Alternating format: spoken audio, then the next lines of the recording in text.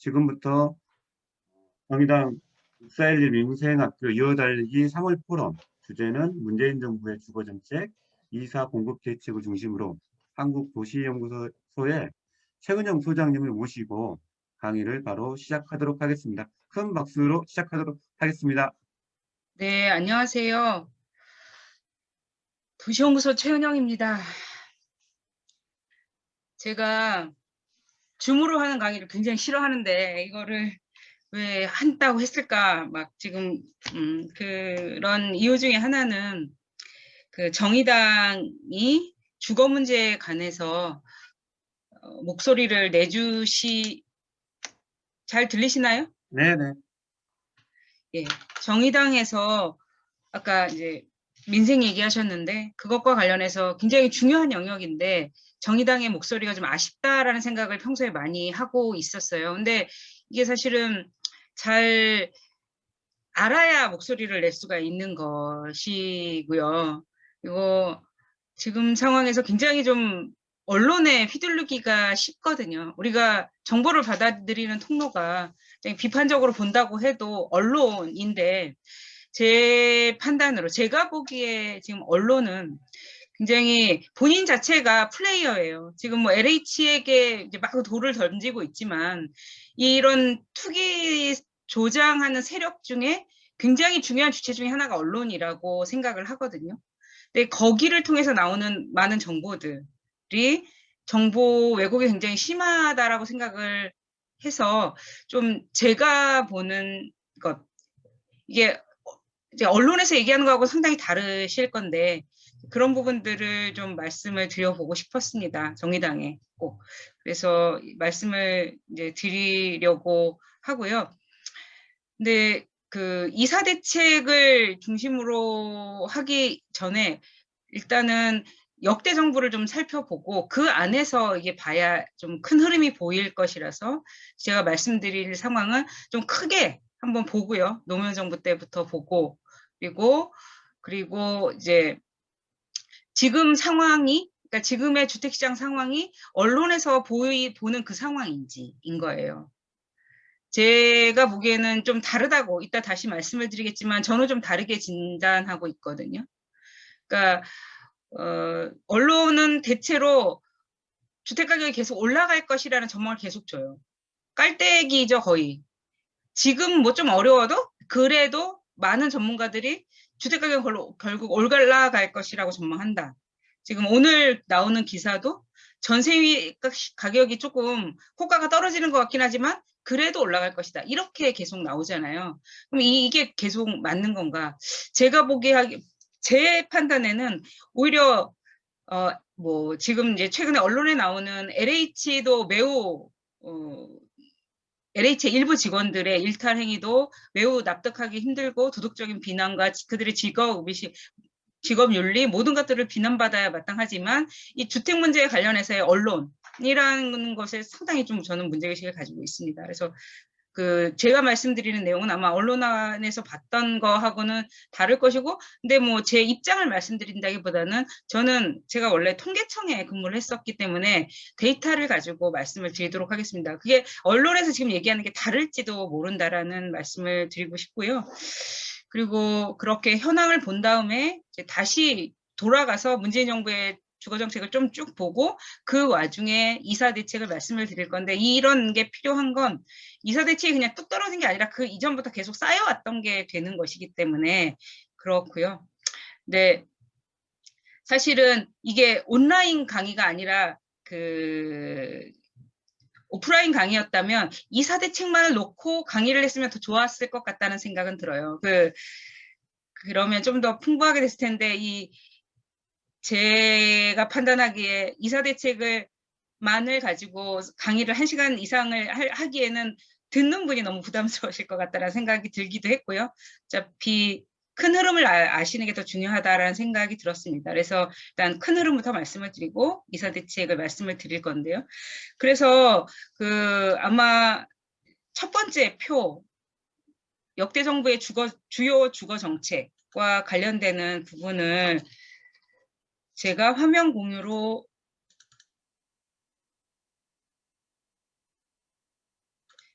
보이시나요? 네네.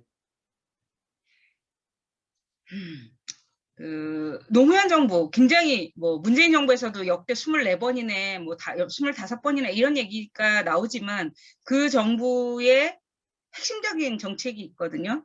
노무현 정부의 핵심적인 정책은 제가 보기엔 이건 굉장히 좀 추린 건데요. 이게 역대 주요 정부의 주요 주거 정책이 추린 건데 그 중에서도 꼽으라고 한다면 2003년 10월 29일 날 발표된 정책과 2005년의 8.3일 대책입니다.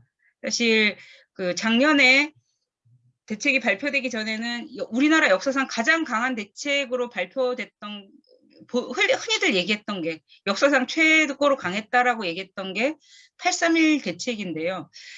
제가 주목하고 있는 뭐 이 대책에 굉장히 여러 가지 측면이 있지만 관련해서 굉장히 중요하다고 보는 것 중에 하나는 실거래가입니다. 2003년 10월에 실거래가 과세를 하겠다라는 얘기를 했어요. 10월 29일에. 그리고 8.3일 대책 때 실거래가 신고가 의무화됩니다. 지금 여러분 양도소득세라는 거 잘 아시죠? 자산 처분과 관련해서 제일 중요한 게 양도소득세인데 양도소득세는 무엇을 기준으로 과세를 할까요? 양도소득세는 실거래가를 기준으로 과세를 해요. 그래서 내가 3억에 샀다가 뭐 1주택자면은 또 이게 다르니까 내가 10억에 샀다가 15억에 판다. 그러면은 그 5억의 실거래가에 대해서 과세를 하거든요. 이게 언제부터 이랬을까요? 실거래가로 과세를 하기 시작한 게. 이때 시작이 되는 겁니다. 참여정부 때. 그 전에는 그냥 다운계약서, 업계약서 이런 것들이 만연해 있었어요. 우리 사회에는.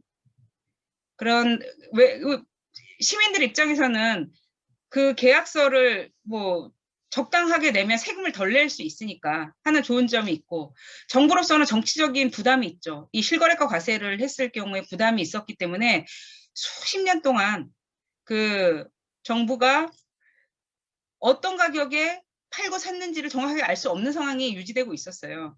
그래서 이것에 굉장히 주택시장의 투명화라는 측면에서도 8.3일 대책은 굉장히 중요한 정책이었다고 생각합니다. 그래서 이 논란과 관련해서 아마 여러분들 기억을 하실 텐데 경실련에서 계속 지금 얼마가 올랐느냐에 관해서 정부에 문제 제기하고 계신 거를 알고 계실 거예요. 여기 굉장히 주거정책에 관심이 있는 분들이 많으시리라고 보고 도대체 몇 %가 오른 것이냐. 정부 김현미 장관이 있을 때 김현미 장관은 10몇 % 올랐다고 하고 경실련에 보기에는 뭐 50% 넘게 올랐다고 하는데 어떤 게 맞냐라는 논란을 계속 지금 몇 년째 하고 있는데 저는 그 논란을 보면서 매우 안타깝게 생각하고 있는데요. 그게 뭐 뒷부분에도 다시 말씀을 드리겠지만 누구나 동의하는 가격이 없어요, 지금. 그러니까 실거래가라는 거는 등기부등본에 등재될 만큼의 공식적인 자료인데 그러면 지금 서울의 아파트 가격이 얼마라는 거냐 도대체. 맨날 보시잖아요. 뭐 중위 가격이 뭐 9억을 넘었다, 뭐 8억을 넘었다 이런 자료들이 나오는데 그 자료는 아마 부동산 114, KB국민은행 이런 관심 있는 분들은 이런 자료를 알고 계시잖아요. 이런 자료들의 특징은 호가라는 거거든요. 부르는 값이라는 거예요. 그래서 여러분들께서 언론의 기사를 보실 때 이게 실거래가인지 호가에 기반한 것인지를 잘 보셔야 된다고 생각을 해요. 그래서 뭐 강남의 아파트가 뭐 몇십억이 됐다 이런 것들은 대부분이 호가인 경우가 많고 뭐 실거래가라고 할 경우에도 한 채가 그렇게 팔린 걸 보도하는 경우가 많거든요. 그런 측면에서 이렇게 저는 언론에 속지 않는 게 굉장히 중요하다고 생각해요. 깨어있는 시민이 되기 위해서 주거 정책과 관련해서 일단 그런 부분에 있어서 그러니까 제가 안타까워하는 부분은 호가랑 실거래가가 여전히 경합하고 있다는 거예요. 실거래가로 계산이 되어야 되거든요. 우리의 주택시장은. 그런데 거기에 그 역할을 해야 될 게 한국부동산원이라는 곳이 있거든요. 한국부동산원에서는 주간 동향, 여러분 아파트 주간 동향이라는 게 계속 발표되는 거를 들으셨을 거예요. 뭐 0.03%가 올랐는 해, 1주간에. 근데 1주간 단위로 아파트 가격의 변화를 알 수가 있을까요, 우리가? 다른 나라는 그렇게 하고 있을까요? 저는 대국민 사기극이라고 생각하는 것들이 가끔 있어요. 행복주택이 그랬죠. 철도 위에 지어서 한다고 하는 것들, 지어서 주택을 공급한다고 하는 행복주택이 그랬는데 이게 지금 다시 변주되고 있죠. 그 양당에 의해서 뭐 고속도로를 덮고 한다는 둥, 철도를 한다는 둥 뭐 이렇게 돼 있고 행복주택이 이제 굉장히 대국민 사기극 관련된 뭐 것이라고 생각을 하고요. 그다음에 그 이게 참 사기다라고 보는 그런 지점들이 있어요. 정책이 나올 때마다. 그런데 제가 지금 말씀을 드리다가 잠깐 놓쳤는데 대국민 제가 실거래가랑 이 가격 얘기를 하고 있었죠. 네. 제가 참 솔직히 말씀을 드리는 게 좋을 것 같은데 오늘 갑자기 그 LH 사태로 인한 스트레스가 확 오더라고요. 그러니까 뭐라고 말씀드려야 되나 그냥 담담하게 계속 남의 일처럼 받아들였거든요. 근데 아시는 분들은 아시겠지만 변창흠 장관님이 저희 연구소 출신이시거든요. 그래서 참 이게 굉장히 남일처럼 보이는데 갑자기 오늘 그게 저의 스트레스로 막 다가오길 시작하더라고요. 그래서 좀 약간 열이 나 있는 상황이어서 제가 조금 아까 대국민 사기극 얘기하다가 제가 가끔 이제 정책의 대국민 사기극이라고 보는 것들이 있는데 행복주택과 뭐였는데 이따가 다시 한번 생각이 나면 말씀을 드리도록 하겠습니다. 죄송합니다. 이게 굉장히 좋은 상태로 강의를 해야 되는데 예, 그렇습니다. 하여튼 실거래가와 호가라는 게 두 개가 있다. 가격이 KB국민은행 생각났습니다. 제가 대국민 사기극이라고 생각하는 한 가지가 아까 이제 행복주택과 관련된 뭐 철도를 그래서 주택을 공급하겠다고 하는 이런 것들이 대국민 사기극이고 또 한 가지는 조금 아까 계속 말씀드렸던 주간 동향이에요. 주별로 주택 가격을 알 수 있다라는 거. 다른 나라는 그렇게 하고 있지 않죠. 주간 단위로 예를 들면 맨날 나오는 강남의 음마아파트가 변하는 걸 알 수 있을까요? 음마아파트는 4,400세대로 굉장히 큰 단지예요. 거의 뭐 전국에서 제일 큰 단지 중에 하나인데 여기도 한 달 내내 집이 안 팔릴 때가 있어요. 전체 4,400세대가. 그러면 주간 단위는 어떻게 산출이 될까요? 이 부분과 관련해서 그러니까 제가 아까 그 경실련과 정부 사이에 이 논란이 굉장히 안타까운 측면은 쓸데없는 논쟁을 하고 있다고 저는 보는데 그 바탕에는 믿을 수 있는 자료가 없는 거예요. 저는 정부도 문제라고 생각합니다. 한국감정원의 주간 동향은 아무것도 공표하지 않아요. 그냥 결과만을 공표할 뿐이에요. 이걸 어떻게 표본을 산출하는지 뭐 이건 좀 전문적인 얘기겠지만 가중치를 어떻게 주는지 그 값이 어떻게 나오는지는 상관없고 그냥 이 값을 주는 거예요. 이렇게 올랐다고. 상당히 좀 문제가 많은 상황이죠. 그래서 그 실거래가가 원래 제자리를 잡는 것. 실거래가가 이런저런 문제가 있어서 계속 계산이 나오곤 하지만 호가보다는 훨씬 더 신뢰할 수 있는 자료라고 생각합니다. 실거래가는 여러분 등기부등본에 띄워보시면 2006년부터는 등기부등본에 올라가 있어요. 그 자료가 호가, 그냥 내가 받고 싶은 값보다는 정확하겠죠. 그런 점에서 주택가격이 두 개가 있고 그런 것들을 좀 감안을 해서 보셔야 된다는 점이고요. 노무현 정부의 정책 내용을 보면 주택가격 안정에 초점이 맞춰져 있습니다. 이명박 정부 한번 볼까요? 이명박 정부의 가장 대표적인 정책은 종합부동산세죠. 종합부동산세를 노무현 정부 때 종부세를 폭탄론이라고 해서 이제 거의 노무현 정권을 빼앗길 게 뭐 당연한 상황으로 몰고 갔죠. 그 종합부동산세 폭탄론 그리고 18대 국회인가요? 2008년에 있었던 국회의 1호 법안도 종합부동산세를 완화하는 게 1호 법안이었는데요. 종합부동산세이고 그 다음에 보면 굉장히 주택시장 정상화라는 말이 계속 나와요. 정상화. 라는 말이 계속 나오는데 여러분 정상화는 어떤 게 정상화일까요? 지금 언론과 보수 야당은 어떤 걸 정상화라고 보고 있을까요? 주택가가 엄청 많이 되고 주택가격도 올라가고 저는 이걸 정상화라고 보고 있다고 생각해요. 그런데 이 올라간 것에 관해서 마치 표정 관리를 하고 있다고 저는 생각을 하는데 거대한 사기극. 이것도 제가 보는 주택 관련된 거대한 사기극 중에 하나인데 부조리극이라고 보여져요. 일종의. 그 주택가격 상승으로 인해서 많은 이익들을 얻고 있죠. 언론을 비롯한 기업들이. 근데 이 한편으로는 주택가격이 올랐다고 정부를 마구 이제 공격을 하는 그런 상황이라는 거죠. 뭐 이것 또한 참 제가 보는 이 주택 문제와 관련 대국민 사기극이라고 보는데요.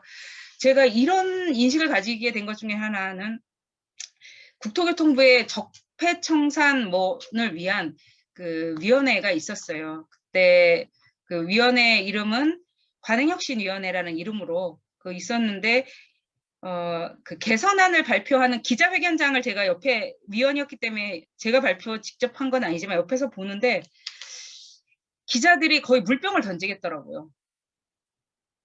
그걸 보면서 이 사람들은 플레이어다라는 확신을 가지게 됐는데 제 생각에 이런 우리가 투기 공화국을 벗어나고 있지 못한 굉장히 중요한 플레이어 중에 하나가 언론이고 그 다음에 플레이어 중에 하나는 저는 기재부라고 생각해요.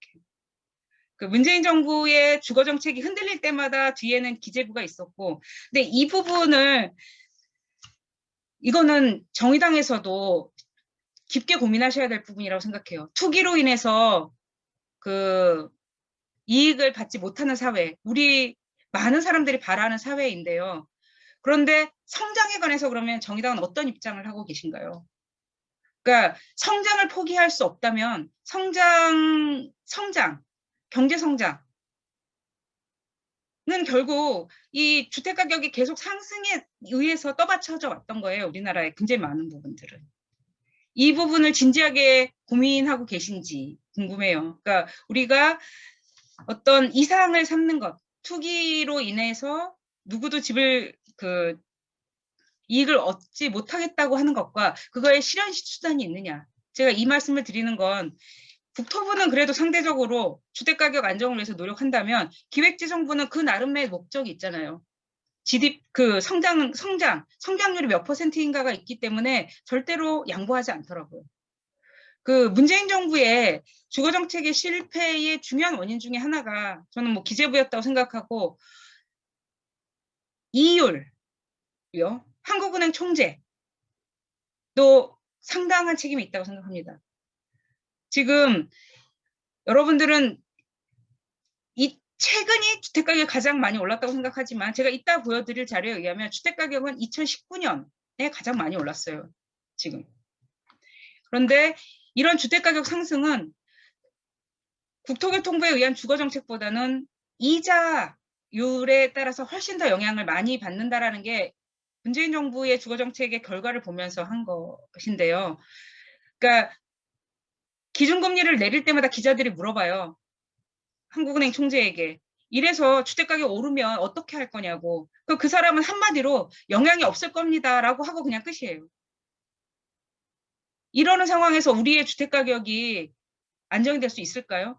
이렇게 성장을 포기하지 않는 사회에서 저는 힘들다고 봅니다. 그리고 이건 정부 정책 당국으로서는 어려운 측면이 있었을 거라고 예상이 되는데 뭐냐면 냉정하게 말해서 계속 주택가격이 오르지 않으면 사회 지속 가능성이 없을 만큼 우리가 많은 부채를 지고 있어요. 박근혜 정부가 출범할 때 가계부채가 1,000조였습니다. 그게 끝날 때 1,400조가 됐고요. 지금 다시 1,700조가 됐거든요. 가계부채, 그러니까 주택가격이 오른 상당 부분을 지금 부채로 빚내서 집을 사고 있는 상황인데 그러면 이게 주택가격이 오르지 않는 상황에서 이건 어떻게 될까요? 2014년, 그러니까 2017년 문재인 정부가 출범하면서 주택정책에 상당히 원론적으로는 집이 더 이상 사는 곳이어야 한다고 얘기를 했지만 정책을 보면 그렇게 강하게 내지 못했던 이유는 이 막대한 가계부채가 있었다고 생각합니다. 이 가계부채를 터뜨려서는 경제 전체에 영향을 미치게 되고요. 여러분들 혹시 기억하실지 모르겠는데 진성준 의원하고 김연아 전 의원의 대화, 마이크 꺼지고 나서 100분 토론인가에서 얘기했던 게 있는데 진짜 김연아 의원이 이렇게 물어봤죠. 진짜 그러다가 집값 떨어지면 어떻게 할 거냐고. 그래서 그건 그렇게 떨어질 일이 없다. 이렇게 얘기를 하는 뭐 그런 대답이 나왔는데요. 그게 제가 아까 이제 그 정의당에 이게 그냥 단순한 구호가 아니라 실행이 될 수 있을 것이라는 확신을 주기 위해서는 더 많은 고민이 필요하다는 얘기를 드리는 거예요. 이제 제가 좀 너무 흥분해서 말씀을 드리는 것 같은데, 하여튼 그렇게 세상이 그래서 저는 어떤 정책을 통해서 이 우리나라의 주거 문제가 다 해결될 수 있다. 거짓말이라고 봅니다. 보유세만을 강화해서 우리의 문제가 해결되지도 않고요. 분양가 상한제나 후분양가제만을 통해서도 해결되지 않아요. 그리고 이 문제를 처리하기에 굉장히 어려운 상황에 지금 놓여 있다. 굉장히 많은 사람들이 가계부채를 쌓고 있고 이게 계속 이게 자전거 바퀴가 굴러가지 않으면 넘어지는 것처럼 지금 그런 상황에 놓여 있기 때문에 매우 어렵다. 그럼 이 문제가 계속 이렇게 지속 가능하냐? 빚을 계속 쌓아가면 그건 아니라고 보는데요. 이제 언젠가 이 문제가 터질 거죠. 그래서 매우 고통스러운 상황을 우리가 한번 겪었었죠. 그 하우스 푸어라는 말이 2012년, 2013년에 굉장히 많이 회자됐고 비슷한 그런 일이 한 번 있었지만 요번에 나타날 일은 훨씬 더 클 거라고 생각합니다. 너무 많은 빚을 키워왔고요. 주택값은 너무 많이 상승했어요. 그러니까 노무현 정부 때 아마 강남 집값이 엄청 올랐다 이렇게 기억하실 때 그때 음마아파트, 강남의 30평대 아파트가 10억이었거든요. 지금 이게 20억이 됐잖아요. 14, 5억 정도까지는 박근혜 정부에서 올렸습니다. 이명박 정부와 박근혜 정부에서. 그러니까 모든 책임이 뭐 문재인 정부에 있다고 생각하지는 않아요. 그리고 주거정책은 타임래그가 상당히 길어지고 있어요. 그러니까 지금 정책을 편다고 지금 바로 그 효과가 나타나질 않는다는 거죠. 지금은 사실 어떤 정책에 영향을 받고 있는 시기라고 저는 판단하고 있냐면 이런 얘기를 하면 계속 전 정부 얘기를 한다고 하지만 데이터를 가지고 보면 박근혜 정부의 2014년 12월 말에 부동산 3법이라는 걸 통과를 시켰거든요. 그 제도의 규율을 지금도 받고 있어요. 여러분 그 중요한 내용 중에 하나가 재건축 초과이익 환수제거든요. 재건축 초과이익 환수 지금 한 곳이 있나요? 없어요. 재건축 초과이익 환수제를 그 박근혜 정부가 뭐 거의 실질적으로 없애버렸고 그 문재인 정부 들어오자마자 재건축 초과이익 환수제를 부활시켰지만 아직 적용받은 데는 여전히 한 군데도 없다. 이 얘기를 드리는 건 정책이 시작되는 시점과 그것이 나타나는 시점이 굉장히 다르다라는 거예요. 아무튼 그래서 박근혜 정부의 주거 정책에서 하나만 꼽으라면 사실 여기에 나와 있진 않지만 가장 결정적인 장면은 2014년 12월 말이었습니다. 부동산 3법이라는 게 통과되는 거. 아까 말씀드린 재건축 초과이익 환수제가 통과되고 그다음에 도시및 주거환경 정비법이 통과돼서 그게 내용이 뭐냐면 수도권에 집 한 채 가진 사람이 세 채까지 분양을 받을 수 있게 만든 거예요. 그러니까 지금 강남에 반포의 주공아파트가 뭐 수십억 가는 집이 있잖아요. 그 오래된 집이 반포 주공 아파트가 뭐 40억, 50억, 국회의장도 그 집에 살고 있고 주호영 의원도 거기 살고 있는데 그 집이 왜 40억, 50억이 나갈까요? 그게 한 채를 가지고 두 채까지 분양을 받을 수 있기 때문에 그래요. 그게 아까 말씀드린 박근혜 정부의 3법 중에 하나였거든요. 3법 중에 내용이 재건축 초과이익 환수제에 관한 법률, 그다음에 도시및 주거환경 정비법을 개정해서 한 채를 가지고 세 채까지 분양받을 수 있게 만들고, 그리고 그 세 번째로는 분양가 상한제를 실질적으로 폐지해요. 이 세 개가 박근혜 정부의 핵심적인 이것과 이제 빚내서 집사라였는데, 이것으로 만들어진 아수라장 투기가 시작된 것이, 그러니까 이제 불을 지른 거죠 이때. 그리고 그 불은 여전히 꺼지지 않고 타오르고 있어요. 그게 제가 보고 있는 현실 진단이고, 데이터를 통해서 이따가 다시 말씀을 드리도록 하겠습니다. 박근혜 정부에서 가장 중요했던 핵심적인 내용은 2014년 9월 1일과 관련되고요.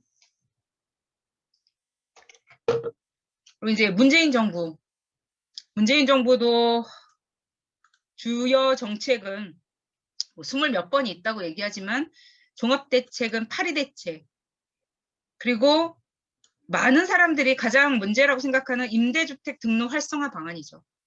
이때 이제 그 임대 등록만 하면 8이 대책을 다 무력화시켜요. 8이 대책이라는 게 핵심적인 게 다주택자에 대한 양도소득세를 강화하는 건데, 임대 등록을 하면 안 받아도 되는 거예요. 근데 아마 여기 계신 분 중에 굉장히 많은 분들이 이 내용을 모르실 거라고 생각을 하는데요. 여러분, 장기 보유 특별공제가 뭘까요? 여기 계속 나오거든요. 혹시 장기 보유 특별공제에 관해서 정확하게 내용을 알고 계시는 분? 양도소득세랑 장기 보유 특별공제라는 말이 계속 나오는데, 그러니까 이 정의당에서 상당한 공부가 필요한 걸 아마 알고 이렇게 이제 공부를 하고 계시는 건데요, 열심히. 이 늦은 시간에 하고 계시는 건데, 장기 보유 특별공제라는 건 9억이 넘는 아파트에 해당되는 거예요. 네? 아, 예, 소리가 들려가지고요. 그 장기 보유 특별공제, 그러니까 이 부동산 대책과 관련된 내용이 사실 여러분이 보면 굉장히 많은 사람들이 소외감을 느끼게 되고 대부분의 사람이 안 읽을 거라고 생각해요. 왜냐하면 대부분의 사람은 관련이 없거든요. 1주택자이면서 9억이 넘는 사람들이 한해서 장기 보유 특별공제가 의미가 있는 거예요. 왜냐하면 9억까지는 아까 양도세는 실거래가로 과세된다고 말씀드렸죠. 9억까지는 무조건 다 그냥 이익이 얼마가 남든 비과세거든요. 근데 아까 이제 정의당이 그런 비전을 보여주시기 위해서는 1주택자에 대해서 과세를 할 수 있느냐, 우리가. 굉장히 중요한 문제라고 생각합니다. 지금 마치 1주택자는 투기자가 아닌 것처럼 하는 생각들을 많이 하고 있잖아요. 근데 많은 투기자들은 집 한 채를 팔고 사고 하면서 계속 그걸 불려나가는 거예요. 그리고 우리의 그 지금의 세제는 이걸 인정하고 있어요. 갈아타기 수요를. 그래서 그 1주택자에 관한 규제, 특히나 양도소득세를 고민을 하셔야 이 불로소득이 없는 세상에 한 발짝 다가간다. 근데 그러면 1주택자들에 관해서 이 1주택자들에 대한 고민을 저도 좀 놀랐는데 가장 먼저 공개적으로 표명한 사람이 김진표 의원이었더라고요. 저는 여러 가지 면에서 김진표 의원에 대해서 긍정적인 생각을 하고 있지는 않은데, 우리나라처럼 1주택자라고 해서 양도소득세를 완전히 비과세하는 나라가 없다라고 하면서 노무현 정부 때 1주택자에 대해서도 고가주택은 이제 양도소득세를 9억 넘는 분에 관해서, 9억 초과분에 관해서 물게 되는데, 그때 하는 게 이제 장기보유 특별공제예요. 10년간 가지고 있으면 80% 그 9억 넘는 구간의 양도 차익에 관해서도 굉장히 말로 설명드리려니까 어려운데, 9억이 넘는 것에 관해서도 양도세를 안 내게 해주는 장치가 장기보유 특별공제라는 장치거든요. 결국 지금 문재인 정부에서 다주택자의 양도소득세에 관해서는 많은 부분들이 진전이 됐어요. 근데 정작 해결을 못하고 있는 부분은 저는 계속 1주택자이고요. 마치 1주택자는 지난번에서 국회에서도 재산세를 반으로 감면했잖아요. 1주택자가 1억짜리 집을 가지고 있으면 1주택자는 재산세 1년에 얼마 내는지 아세요? 10만 원이 안 돼요. 그걸 또 깎아준 거예요. 국회에서 어떤 일을 하고 있는 것인지, 그러니까 1주택자에 관해서는. 그런 면에서 좀 우리가 같이 고민해야 될 지점이 많다. 근데 이건 의지만 가지고 될 수 있는 문제가 아니잖아요. 사람들을 설득해야 되잖아요. 오랫동안 있었던 1주택자, 한 주택은 그냥 내비두자라는 생각. 근데 그게 온전한 이상은 여러분 똘똘한 한 채라는 말 잘 들으셨을 거예요. 똘똘한 한 채. 강남의 똘똘한 한 채. 그런 것들을 막을 수가 없어요. 그런 점에서 굉장히 문재인 정부 주택정책과 관련해서는 다주택자에 대해서는 했지만 1주택자에 대해서, 그러니까 개혁 의지를 의심할 수밖에 없는 지점이 1주택자에 대한 부분이었다고 생각을 하거든요. 그리고 이제 공급 정책과 관련해서 이제 제가 아까 맨 처음에 시작할 때부터 언론에 관해서 굉장히 많은 저의 불신을 말씀을 드렸는데, 공급을 없다가 이제 이렇게 한다 이렇게 얘기하지만 정말 공급에 관련해서 문제를 발생시킨 거는 누구라고 저는 판단하고 있냐면 박근혜 정부라고 판단하고 있습니다. 박근혜 정부 때 여기 위에 보시면 박근혜 정부는 역대 어느 정부도 하지 않았던 일을 했는데 공급을 축소하겠다는 계획을 발표를 해요. 재개발 재건축만 활성화시키고 공공택지를 없앤다. 지금 LH가 문제가 되고 있잖아요. 시흥 광명에서. 그게 해제된 게 언제인가요? 이 문제를 거슬러 올라가 보면 시흥 광명 지구는 원래 보금자리 지구였어요. 이명박 정부 때. 그런데 그 공공택지를 마련했다는 건 거기에 집을 많이 공급할 거잖아요. 박근혜 정부가 보기에 집이 많이 공급되면 주택 가격이 떨어지는 거예요. 그래서 공공택지 지구들을 해제해요. 그때 해제했던 게 지금 문제가 되고 있는 것이에요. 그러니까 그 지역 저도 여러 번 가봤어요. 그 지역을 여러 번 가봤는데 박근혜 정부 때 공공택지들을 해제까지 하거든요. 심지어. 그러니까 공급 정책과 관련해서 보수 정부도 할 말이 없다. 특히 박근혜 정부는 해도 너무한 정책을 했다고 저는 판단하고 있습니다. 공공택지, 공공이 공급할 수 있는 분양을 아예 줄인 그런 정책을 폈고요. 문재인 정부에서는 처음부터 사실은 공급을 확대하겠다는 얘기를 발표를 했죠. 주거복지 로드맵을 통해서도 100만 호 공급을 하겠다고 했고 계속 공급 계획을 발표했고, 그럼 왜 공급 확대를 안 하겠다라는 비판을 받냐면 재건축, 재개발 규제를 완화 안 했기 때문에 그 얘기를 듣는 거예요. 그거는 한번 정말 걸러서 들어야 된다. 공급 확대라는 걸 문재인 정부가 안 했냐? 그건 아니고요. 그리고 여러분 그러면 어떻게 생각하세요? 공급 확대가 필요하냐? 서울과 수도권에. 저는 서울과 수도권에 필요하다고 생각합니다. 공급이. 주택보급률이 100%가 안 되는 측면도 있고요. 서울은 특히 96%로. 그러면은 왜 주택보급률은 100%가 안 될까? 집은 어떤 집이 없을까? 96%가 안 되는 건요. 서울에 400만 가구거든요. 그러면 4%라는 건 16만 가구잖아요. 16만 가구가 집이 아닌 어딘가에 살고 있다는 거고, 그 사람들의 대부분이 고시원에 살고 있어요. 서울의 고시원에 사는 가구가 15만 가구거든요.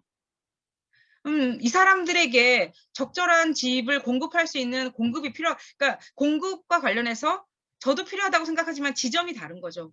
저는 그분들을 위한 공급이 필요하다고 생각을 하고, 그래서 여러분들 언론에서 호텔 거지라는 말 나오는 거 보셨죠? 제가 그걸 보고 정말 언론이 사회적으로 굉장히 중요한 역할을 해야 되지만 너무 실망할 수밖에 없었는데요. 호텔 거지라니요. 고시원에 사는 거하고 지금 호텔을 개조해서 공공임대주택 원룸으로 공급하는 것에 대해서 언론이 붙인 이름이 호텔 거지인데요. 그거는 비교할 수가 없죠. 그런 점에서 이제 좀 문제가 있다고 보는데 공급은 필요하다고 저는 생각합니다. 근데 어떤 공급이냐? 그럼 우리가 정말로 3, 4인용을 위한 뭐 8, 4제곱미터짜리 이런 게 필요한 거냐? 아니죠. 지금 주택 문제는 굉장히 서민과 저소득층의 문제가 심각해요. 우리나라 가구의 10% 정도만이 아주 비참한 상태로 살고 있는 상황입니다. 뭐 고시원, 지하, 단칸방에 아이들이랑 살고 있거나 이런 가구의 수가 227만 가구 정도인데 10% 정도거든요. 사실 대부분의 사람들은 자기 집에 사는 사람들이 56%, 60% 정도 되고요. 그다음에 전세를 통해서 괜찮은 집에 살고 있는 사람들이 대부분인 반면에 200만 가구 이상은 지금 정말로 비참한 생활을 하고 있기 때문에 이들을 위한 주택 공급이 필요하거든요. 그런데 한가한 소리가 나오고 있다고 저는 봅니다. 기본주택, 경기도의 기본주택에 대해서 굉장히 저는 좀 비판적으로 보는데요. 여러분은 각자 다르게 생각하실 수 있겠지만 저로서는 굉장히 주택 정책을 가난한 사람들에게 집중을 해야 되는데 이 경기도의 기본주택은 기본적으로 소득을 안 본다는 거예요. 집은 제가 아까 공급이 필요하다고 했지만 또 무한정 공급할 수도 없는 거예요. 돈은 계속 찍어내도 되지만 주택을 계속 공급하다가 발생하는 문제가 우리 일본에서 보고 있잖아요. 800만 호, 900만 호가 빈집으로 되는 상황이 우리도 곧 닥칩니다. 우리 작년에 2020년에 인구 쇼크를 경험했어요. 통계청의 장래 가구 추계, 인구 추계에 의하면 2030년부터 우리나라가 절대 인구가 감소한다고 예상했지만 왜 그랬냐면 외국인이 들어왔기 때문에 그랬거든요. 코로나 때문에 외국인이 들어오지 못하게 됐고 작년에 사망자가 출생아 수보다 많아진 데스크로스가 역사상 처음으로 발생했거든요. 이러면 인구가 절대적으로 감소하는 거예요. 그러면 이런 상황에서 그러면 지금 당장은 일정한 물량의 주택 공급이 필요하지만 제가 그렇다고 주택 공급이 지금 정부에서 얘기하는 것처럼 80만 호, 수백만 호가 필요하다고 얘기하는 건 아니죠, 물론. 그러니까 이제 근데 저는 정확하게 따지지 않고 공급량을 말했다고 생각해요, 정부가. 그러니까 과도한 주택 공급. 이제 굉장히 좀 오해가 잘못 들으실 여지가 있게 제가 말씀을 드렸던 것 같은데 공급이 필요하지만 가난한 사람들을 위한 공급이 필요하고 일정한 규모가 필요하다는 거예요. 근데 지금 정부는 과도하게 지금 공급을 약속을 하고 있는데 근데 그게 과도하다라는 걸 정부가 모르지 않다고 봅니다. 정부도 알고 있는데 주택 가격이 계속 안정이 되지 않으니까 충격요법을 쓰기 위해서 83만 호를 공급 계획을 발표한 거 아닌가라고 저는 생각하고 있어요. 저는 그 공급 계획이 다 이루어지지 않기를 바랍니다. 바라고 적당하게 우리가 이제 저소득층의 문제를 해결할 정도고 대부분 많은 사람들이 부담 가능한 집에 살 수 있을 정도의 공급이 일정한 양이 계속 이루어져야 되는 거지 이 충격요법으로 갑자기 왕창 이렇게 하는 방식은 매우 위험하죠. 우리가 여러분 잘 기억을 하실 거라고 생각하는데 2009년에 용산 참사라는 비극적인 일을 겪었잖아요. 그 사건이 그 참사가 보여주는 가장 큰 건 개발의 속도의 위험성이에요. 이명박 정부 들어서 개발의 속도를 빠르게 하면서 발생했던 문제이거든요. 근데 자칫 이 이사 대책이 그런 내용을 포함하고 있죠. 이사 대책의 핵심적인 내용을 말씀을 드리면 이게 동의율을 낮추는 거예요. 동의율이 원래는 75%거든요. 근데 이걸 3분의 2, 지금 66% 정도로 낮추겠다라는 게 사실 핵심적인 내용입니다. 그리고 소규모 주택, 자율주택 정비 사업이나 가로주택 정비 사업과 같은 재개발 재건축이 아닌 소규모 정비 사업에 있어서는 수용이 없었거든요. 근데 여기에도 수용권을 부여하겠다라는 것이 이사 대책의 핵심 내용인데요. 이건 굉장히 개발의 속도를 빠르게 하겠다라는 측면이어서 굉장히 심각한 우려를 하고 있습니다. 사실 요번에 LH도 그런 와중에 발생한 거죠. 신규 택지를 공급하겠다고 이사 대책에서 말한 그 중에 일부가 지금 발생한 것이어서 개발의 속도라는 것의 무서움에 관해서 이게 뭐라고 해야 되나요? 호랑이 등에 올라탄 형국 정부가 지금 이사 대책을 통해서는 제가 진단하기에는 뭐 그런 상황인데, 그런 상황과 가장 밀접한 변수는 저는 정부 정책보다는 한국은행의 금리 인하였다고 봅니다. 그게 뭐 경제 위기 때문에 어쩔 수 없이 불가피한 측면이 있었을지라도 이 주택 가격에 미치는 영향이 그렇게 고려가 안 되면 안 된다고 생각해요. 그 지금 2020년 3월에 0.75%로 기준금리가 낮춰졌고요. 그다음에 2020년 5월에 이게 다시 낮춰져서 0.5%로 낮춰져서 역대 최저 기준금리를 기록하고 있는데 지금 계속 그 상황이잖아요. 그 상황에서 전세가가 폭등하고 주택가격이 폭등하는 것은 더 강화가 된 거죠. 그래서 상당히 그 금리가 미치는 영향이 주택정책 못지않게 크다라는 얘기를 제가 말씀을 드리고요. 그래서 사실 제가 지금까지 말씀드렸던 건 요약하면 이 그래프예요. 얘가 제가 아까 수요의 축소 정책, 그러니까 이명박 박근혜 정부는 주택 가격을 경기 부양을 하는 정책을 피잖아요. 이걸 다른 말로 하면 수요 확대 정책이거든요. 빚내서 집사라가 대표적이겠죠. 빚을 내면 내지 않으면 집을 살 여력이 없는 사람에게 빚을 내서 집 사라고 하는 정책.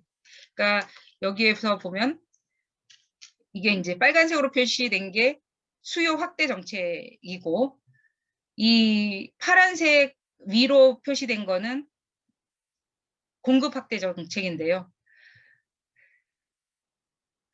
이것의 대략적인 내용을 제가 아까 말씀드렸던 거고, 문재인 정부에서 굉장히 강한 주택 정책, 제일 성공한 주택 정책은 9.13 정책인데 9.13 정책 이후에 주택 가격이 쭉 떨어지죠.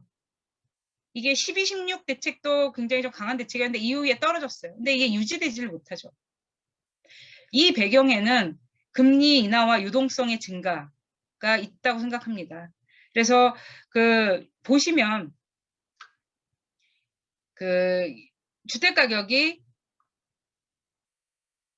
이명박 정부 때 초창기에 올랐고요. 이게 쭉 유지되다가 박근혜 정부 때는 계속 전국적으로 오르죠. 그리고 이 올라간 그래프의 기울기가 문재인 정부에서도 떨어지고 있지 않은 거죠. 그럼 문재인 정부가 책임이 없냐? 뭐 그렇다고 보지는 않지만 여튼 이 연장선상에 있다라고 저는 판단하고 있습니다.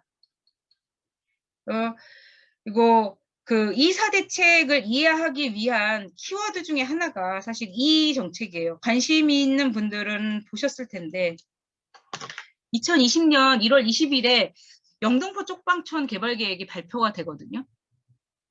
근데 저는 문재인 정부에서 발표한 정책 중에서 가장 역사에 남을 정책이라고 저는 개인적으로 평가하는 정책입니다.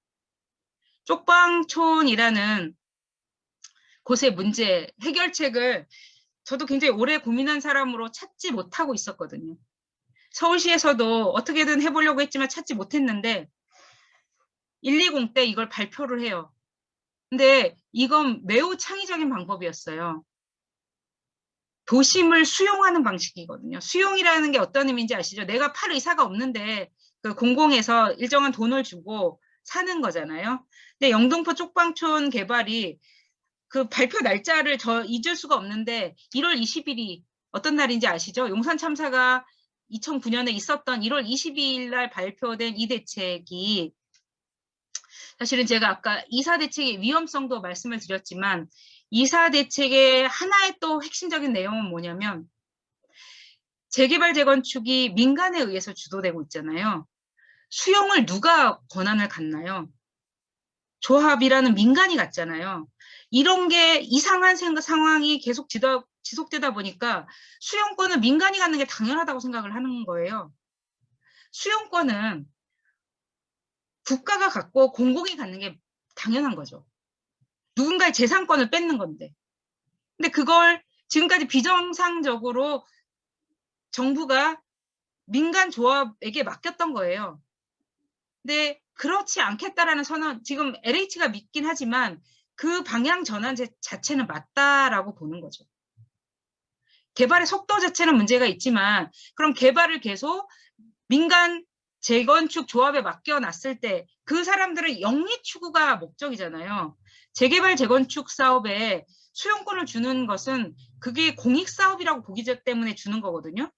근데 조합에서 공익사업으로 추진하나요? 본인들의 개발 이익을 극대화하는 방식으로 추진하기 때문에 이건 뭔가가 문제가 있는 거예요. 그래서 공공이 주도하는 방식의 원천적으로 영국 같은 경우에는 재산권과 개발권을 아예 분리돼 있어요. 우리나라가 매우 비정상적으로 지금까지 재개발 재건축이 유지되어 왔고 지금 공급론자들은 재개발 재건축 규제 풀기 전까지는 다 공급 없다 이렇게 얘기를 하잖아요. 이 부분은 상당히 크게 문제라는 거죠. 재개발 재건축을 풀어서는 주택 가격이 올라요. 문재인 정부의 주택 가격이 오른 중요한 이유 중에 하나는 재개발 재건축 규제를 풀어서 비싼 아파트가 공급되었기 때문이에요. 아크로 리버파크, 대치동의 레미안 팰리스 이런 게 언제 공급됐나요? 박근혜 정부에서 공급돼서 그 주택 가격이 지금 반영되고 있는 거예요. 제가 이런 비유를 하는데요. 저희가 테레비를 사러 가면 100만 원짜리도 있고 1000만 원짜리도 있잖아요. 재개발 재건축은 1000만 원짜리 주택을 공급하는 방식이에요. 비싼 주택을 공급하는 방식이거든요. 이래서는 우리의 주택 문제를 해결하기 힘들다라는 거죠. 이사 대책에 잘 드러나진 않지만 그 고민이 담겨 있다라는 측면에서는 긍정적인 측면이 있어요. 그러니까 이렇게 민간 영리를 추구하는 재개발 재건축 조합에 맡겨놓다 보니까 개발이 정작 필요한 곳이 개발이 되지 않아요. 왜 강남이 개발이 될까요? 거기가 이익이 남기 때문이죠. 정작 필요한 곳은 강북의 열악한 곳이잖아요. 굉장히 지방도시만 해도 개발이 오랫동안 이루어지지 않고 열악한 곳이 많은데 그런 곳들이 개발이 되는 게 아니라 그냥 살만한 집이 개발이 되잖아요. 지금 성남의 아파트들을 재건축한다고 막 그러고 있는 거잖아요. 일기 신도시들. 이런 문제와 관련해서 이 방향의 큰 전환이 필요하다. 이 이사 대책은 그 부분을 담고 있다라는 정면에서는 긍정적인데 이사 대책의 이 지금 쪽방촌 개발을 얘기를 한 게 이게 수용 방식이거든요. 근데 정부에서 이거를 발표할 때 이게 사회적으로 받아들여질지에 대해서 좀 간을 봤다고 생각해요. 신도시는 사람이 많이 살지 않잖아요. 거기를 매번 이제 수용하고 보상비 주고 수용했는데 이 영등포 쪽방촌은 도심이었거든요. 여기를 수용하는 방식에 관해서 크게 반발이 없었던 거예요. 정부 예상보다. 그래서 이런 방식이 작동 가능하겠구나라는 게 이 완결판이 이사 대책이라고 봅니다. 이것들을 극대화한 거죠. 이제 재개발 재건축도 공공이 하겠다. 공공이 상당 부분을 하겠다라는 것. 공공이 하면 인센티브를 주겠다라는 그렇게 보시면 됩니다. 영등포 쪽방촌 개발과 관련된 그래서 이것과 그다음에 아마 지금 그런데 아시겠지만 이사 대책 이후에 동자동 쪽방촌이 개발이 유사한 방식으로 발표되면서 이거는 이제 지금 재산권과 주거권이 정면으로 붙은 상황인 거 아시죠? 쪽방촌 주민들은 이 개발을 찬성하고 그다음에 주민대책이라고 하는 분들은 개발을 반대하는데 재개발 재건축 여기요 쪽방촌 소유주들이 살까요? 안 살아요. 우리나라의 지금 굉장히 심각한 문제 중에 하나라고 제가 판단하고 있는 건 부재지주예요. 쪽방촌에 살지 않으면서 쪽방촌에서 나오는 소득만 가지고 가는 분들이거든요. 이분들이 이제는 이제 주민이라고 하면서 그 개발을 이제 반대하는 그런 상황이라는 거죠. 그래서 이런 것들에 대해서 정의당이 어떻게 목소리를 낼 것인가. 지금 재산권과 주거권이 정면으로 부딪히고 있는 이 동자동에서 이런 것들이 좀 잘 목소리를 내주시기를 바라는 바이고요. 그러니까 뭐라고 해야 되나요? 누군가는 이 주거 문제와 관련해서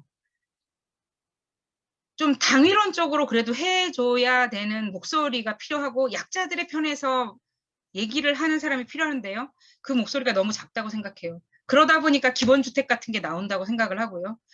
가난한 사람들에게 배분할 공공임대주택도 부족한 판에 지금 소득 전혀 안 보고 중산층을 위해서 공공임대주택을 공급하겠다고 하는 게 기본주택이잖아요. 이 생각이 뉴스테이, 박근혜 정부 때도 있었던 건데, 그래서 좀 주거 문제와 관련해서 저는 굉장히 우리나라의 어떤 분야보다도 진전이 느리다라는 생각을 하고 있는데요. 어떤 권리보다도.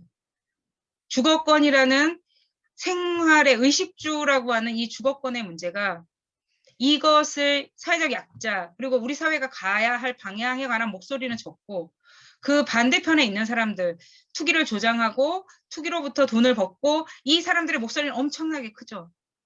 아마 작년에 7월 달에 임대차 보호법이 개정이 돼서 예, 그 이후에 언론들의 기사들을 보시면 너무너무 악의적인 기사들이 많아서 그리고 그게 누구 편이었는지 일방적으로 임대인의 편에 서서 그렇게 계급적인 성격을 분명히 드러낼 수가 있을까? 대부분 굉장히 많은 언론들이 그랬다고 봅니다. 임대차 3법은 뭐 근본적인 개혁이라기보다 이런 거잖아요. 2+2 해서 한 번 더 계약 갱신권을 주고 그다음에 그때 계약이 될 때는 5% 인상률을 제한하는 정도의 굉장히 라고 해야 되나요? 최소한 정도의 코로나19로 인한 그 주거 위기에 대응할 수 있는 굉장히 소극적인 방법이었다고 생각해요. 다른 나라요? 임대료 프리징이죠. 그냥 못 올려요.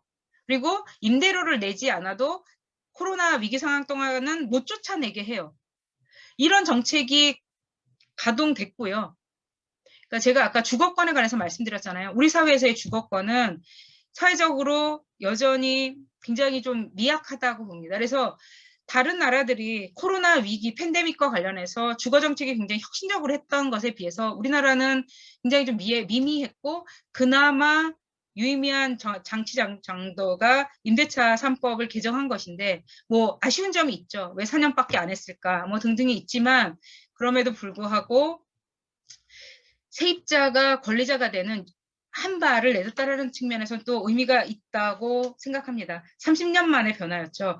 뭐 지금 제가 30분만 강의한다고 하고 너무 많이 하게 될 것 같아서 그 중요한 내용만을 가지고 말씀드리면 네, 이거는 이거는 좀 한번 꼭 봐주셨으면 하는데요. 제가 지금 언론이 보는 시장과 제가 보는 시장은 다르다라고 보는데 그 2006년에 이게 20만 건 이상이 서울에서 거래됐다라는 걸 의미하거든요. 2006년에 서울에서 20만 건이 거래됐어요. 그 이후로 이만큼 거래된 적은 없어요. 서울에서는. 작년일지라도. 근데 이게 전국은 얘기가 다르죠. 2006년에 88만 건이 거래되었고 전국적으로는 110만 건이 거래됐어요. 이 거래가 이렇게 많다라는 건 어떤 의미일까요? 선수들은 털고 나갔다라는 의미가 되는 거예요. 근데 이렇게 얘기하는 언론이 없죠. 제가 아까 서울을 보여드렸던 건 상당히 심각한 전조일 수 있다는 거예요. 2006년 이후에 주택가격이 떨어지거든요. 그러기 전에 반짝 매매 건수가 엄청 올라가요. 20만 건에서 12만 건으로 떨어지고 계속 떨어져요. 근데 전국의 그림을 보면 지금 그렇다는 거예요. 이게 75만 건에서 110만 건으로 무지막지하게 거래가 많이 됐거든요. 전국적으로는. 서울은 작년에 그러지 않았지만. 이것이 의미하는 바는 주택시장이 항상 상승과 하락 곡선을 그리는데 다른 것을 의미할 수 있다라는 것이고요. 서울의 매매가는 작년에 유일하게 전국 시도 중에서 오르지 않았어요. 전조라고 보는데요, 저는. 굉장히 작년에 주택가격이 많이 올랐다. 하지만 호당으로 보면 서울은 전국 중에서 여기 보시면 2019년 평균 가격이 6억 6천이에요. 2020년 평균 가격이 6억 5천이에요. 실거래가에 기반해서 분석한 겁니다. 이건 전수 자료거든요. 서울의 호당은 오르지 않고 아파트는 물론 조금 올랐어요. 그래서 이게 지금 언론에서 하고 있는 상황이랑 다르다라는 걸 말씀을 드리고 싶고요. 그래서 이런 걸 보기 위해서는 실거래가를 봐야 한다라는 말씀을 드리고 싶습니다. 아파트에 관한 내용들이 좀 쭉 있고, 그다음에 그 주택 임대차 보호법 개정 이후에 여러분 아마 그 얘기 많이 들으셨을 텐데요. 이 7월에 임대차 보호법 개정해서 전세 다 월세로 돌린다. 그런 얘기 많이 들으셨죠. 그런데 그게 제일 심했던 때는 2016년 박근혜 정부였어요. 이게 전세 비율이거든요. 전세 비율이 제일 역사상 떨어졌던 때는 2016년 박근혜 정부 때고 그 이후로 계속 올라다가 왜 이게 또 한편으로는 갭투기 때문에 이렇게 된 거죠. 갭투기 때문에 올라가다가 지금 다시 떨어졌다. 그래서 제가 말씀드리고 싶은 건 상당히 언론이 과장이 있다라는 지점이고요. 그리고 가격은 이 서울의 아파트 가격만을 보면 이게 월별 자료인데 지금 계속 올라가고 있는 모습인데 전국을 보면 약간 모습이 다르고요. 7월, 그러니까 임대차 보호법을 개정 이전에가 피크를 보이다가 이렇게 떨어지는 모습을 보인다는 거죠. 이게 이 자료가 아마 나는 그 전세를 구하기 너무 힘든데 라고 너무 많이 올랐는데 당연히 그런 부분도 있고요. 이건 이제 평균 통계라는 점에 이건 한계라는 게 아니라 우리가 전체 그림을 봐야 된다는 말씀을 드리고 싶은 거예요. 언론에서는 굉장히 편집해서 어떤 아파트가 얼만큼 올랐는지만 보여주잖아요. 근데 그렇게 보는 그림과 전체를 보는 그림은 굉장히 좀 다르게 나타나고 있다는 지점을 계속 말씀을 드리고 있는 겁니다. 그래서 그러면은 우리가 정책 의사 결정할 때는 어떤 걸로 봐야 되나요? 전체 그림으로 당연히 봐야죠. 네, 그런 부분과 관련해서도 정의당이 앞으로 더 노력을 해주셔야 될 거라고 보고요. 그래서 이 공신력 있는 통계 부재는 아까 말씀을 드렸고, 예, 파리 대책 여기서부터 원래는 말씀을 드리려고 했는데 시간이 다 가버렸네요. 그래서 아주 요약만 지금부터는 그러면 한 10분 안에 문재인 정부의 주거 정책의 핵심을 말씀을 드리도록 하겠습니다. 파리 대책이 최초의 종합 대책이었고 양도소득세를 다주택자에 대해서 강화한다. 이게 핵심적인 내용이었고 그다음에 다주택자에 대한 금융 강화. 제가 아까 계속 말씀드렸죠. 이걸 다주택자로 한정하지 않아야 뭔가 변화가 있는 것인데 문재인 정부는 내내 이렇게 하지 못했어요. 다주택자에 대한 규제. 다주택자가 10% 정도 되거든요. 전체에. 그럼 이 사람들만 투기를 일으키냐? 그렇지 않다라는 게 저의 판단입니다. 1주택자 중에도 다는 아니지만 일부는 다주택자만큼의 투기 세력은 있다고 저는 판단하는데요. 그러니까 다주택자의 10%의 일부가 투기 세력이고 1주택자의 일부도 투기 세력이죠.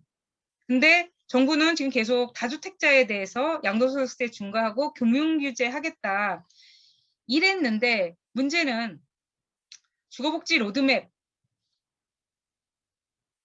이게 이제 비극의 시작이었다고 저는 봅니다. 주거복지 로드맵이 2017년 11월 29일 날 발표가 됐는데 보이세요? 구멍이 뻥 뚫렸잖아요. 이 내용이 뭐냐면 민주당이 시민사회와 굉장히 오랫동안 약속을 했던 게 전월세 상한제 계약갱신 청구권의 도입이었어요. 근데 그것을 도입하지 않으려고 이렇게 된 거죠. 그러면은 세입자 보호는 어떻게 해야 되나? 근데 당시 생각하면 주택임대차 보호법 개정이 되지 않았을 거라고 생각해요. 법이. 당시에는 당시 20대 국회에서는 상당히 팽팽했고 그 당시의 정당 이름이 뭔지 모르겠는데 현재의 국민의힘이 상당한 의석수를 갖고 있기 때문에 주택임대차 보호법을 개정을 시키지 못했을 거라고 생각이 되는데요. 그럼 이 상황에서 정부가 고민을 한 결과가 12월 13일에 이게 이제 악수라고 보는 거죠. 이 부분이. 그러니까 전월세 상한제 계약갱신 청구권은 못할 것 같아. 주택임대차보호법을 개정하지 못할 것 같은데 그럼 어떻게 할 것인가? 그러면 이 사람들에게 엄청난 당근을 줘서 등록을 하게 해서 실질적으로 주택임대차보호법이 그러니까 그 전월세 상한제 계약갱신 청구권이 도입된 것처럼 하자라는 게 생각이었고 여기에서 이제 비극이 시작되었다고 생각합니다. 이 다주택자들에게 엄청난 당근을 주게 된 거죠. 그러니까 파리 대책을 임대 등록만 하면 없던 게 돼버린 거예요. 이걸 뭐 루프홀이라고 얘기하잖아요. 영어로는 빠져나갈 구멍을 13 대책에서 주면서 이게 이제 상당히 문제가 발생하는 제가 문재인 정부의 주거정책에서 가장 보는 순간 실망한 정책이 13 대책이었습니다. 그리고 9.13 대책. 이 부분과 관련해서는 제가 아까 이제 기재부 말씀을 드렸는데 지금은 기억이 가물가물해지셨겠지만 조세 재정계획 특위라는 걸 만들어가지고 논의를 했고요. 김동연 장관일 때. 근데 그 재정개혁 특위에서 종합부동산세 이만큼 올리자라고 안을 제출했는데 기획재정부에서 그만큼 올리면 안 돼라는 그런 혼란이 있었어요. 그러면서 주택가격이 그 이후에 폭등하게 되죠. 문재인 정부가 주택가격을 종합부동산세를 보유세를 엄청 올려서 주택가격을 안정시킬 의지가 없구나라는 걸 보여줬어요. 국토부와 기재부와 그 논의 과정에서. 그러면서 주택가격이 엄청나게 폭등을 하면서 9.13 대책에 조세 재정 특위에서 나온 안보다 강화된 게 발표가 되죠. 그래서 이거의 핵심 내용은 종합부동산세 였습니다. 9.13 대책의 핵심적인 내용은 종합부동산세를 강화하는 것이었고요. 근데 굉장히 몰려서 강화를 한 게 문제였다는 게 그 과정이 굉장히 안 좋았어요. 그 김동연 부총리 있을 때 종합부동산세를 많이 강화하지 않는 것으로 얘기를 했다가 결국은 강화를 했고요. 그리고 그 10월 24일 날 그 주거복지 로드맵 중에 일부로 아동 주거권 보장 등 주거지원 강화 대책을 발표를 했는데요. 이거는 이제 주거복지, 주택시장하고는 좀 다르지만 굉장히 의미 있는 아동 주거권을 보장한다라는 내용을 정부가 발표했다라는 점에서 굉장히 의미가 있는 정책이라고 보고요. 좀 넘어가고 그다음에 이제 이때 2019년에 무슨 일이 있었냐? 이때는 또 금리가 인하됐죠. 금리가 인하되면서 주택가격이 오르고 있는 상황에서 분양가 상한제 논의가 시작됐어요. 분양가 상한제의 논의가 시작됐는데 국토교통부랑 기획재정부랑 이번에 또 이견을 노출시켜요. 김현미 장관이 분양가 상한제 논의를 검토해야겠다고 발표를 했고 김동연 장관이 그 당시에는 이제 장관이 바뀌었죠. 지금 홍남기 부총리가 나와서 분양가 상한제 도입 시기가 지금이 아니다라고 또 얘기를 하는 거예요. 결정된 바 없다. 제가 굉장히 노무현 정부 때부터 보니까 국토부하고 기획재정부가 이견을 표출하잖아요. 그럼 그 뒤에 주택가격이 엄청나게 뛰더라고요. 그래서 2019년 12월 16일에 정책이 발표되고 그리고 아시겠지만 이 다음에 이제 바로 총선이 있잖아요. 그래서 이 대책은 세게 나왔으나 실제로 법제화되지 못했죠. 그리고 이게 법제화된 거는 21대 국회에 들어와서예요. 그래서 그랬고요. 그다음에 사실은 제가 이사대책이 아니었다면 주거복지라는 측면에서 강의를 했으면 강의를 꼭 그래서 이게 아쉬워가지고 계속 지금 주거복지가 중간중간 들어가 있는데요. 3월 22일 날 주거복지 로드맵 2.0이라는 거를 그 문재인 정부에서 발표를 했고 여기에서의 핵심적인 내용 중에 하나는 이게 이제 지방에서 일하시는 분들은 굉장히 좀 관심을 가지셔야 될 내용이 들어가 있는데 주거복지를 잘하면 종합부동산세, 그다음에 재건축 초과이익 환수제, 아직은 거둔 게 없지만 앞으로 거둘 재건축 초과이익 환수제에서 나온 그 중앙정부의 세금을 지자체에 나눠주겠다고 하는 내용이 여기 포함되어 있어요. 그래서 눈치 빠른 지자체들에서는 지금 주거실태 조사를 하고 뭐 주거복지 기본계획을 세우고 주거복지센터를 만들고 그래요. 무슨 말씀을 드리고 싶으냐면 주거복지를 잘하면 그 지자체에게 상당한 재정적인 인센티브를 주는 계획이 이때 발표됐다는 거예요. 그래서 지역에서 일하시는 분들에게는 굉장히 중요한 내용이 포함되어 있는 정책이 320, 이건 뭐 대책은 아니고 주거복지 정책이었는데 상당히 의미 있는 정책이 있다라는 거죠. 그래서 제가 포함시켜 놨고요.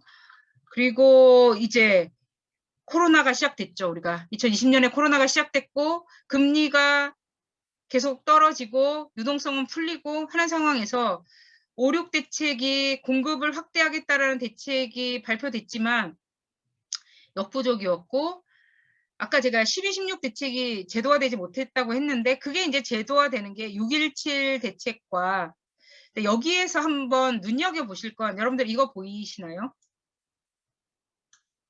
조합원 분양 신청 시까지 2년 이상 거주가 필요하다.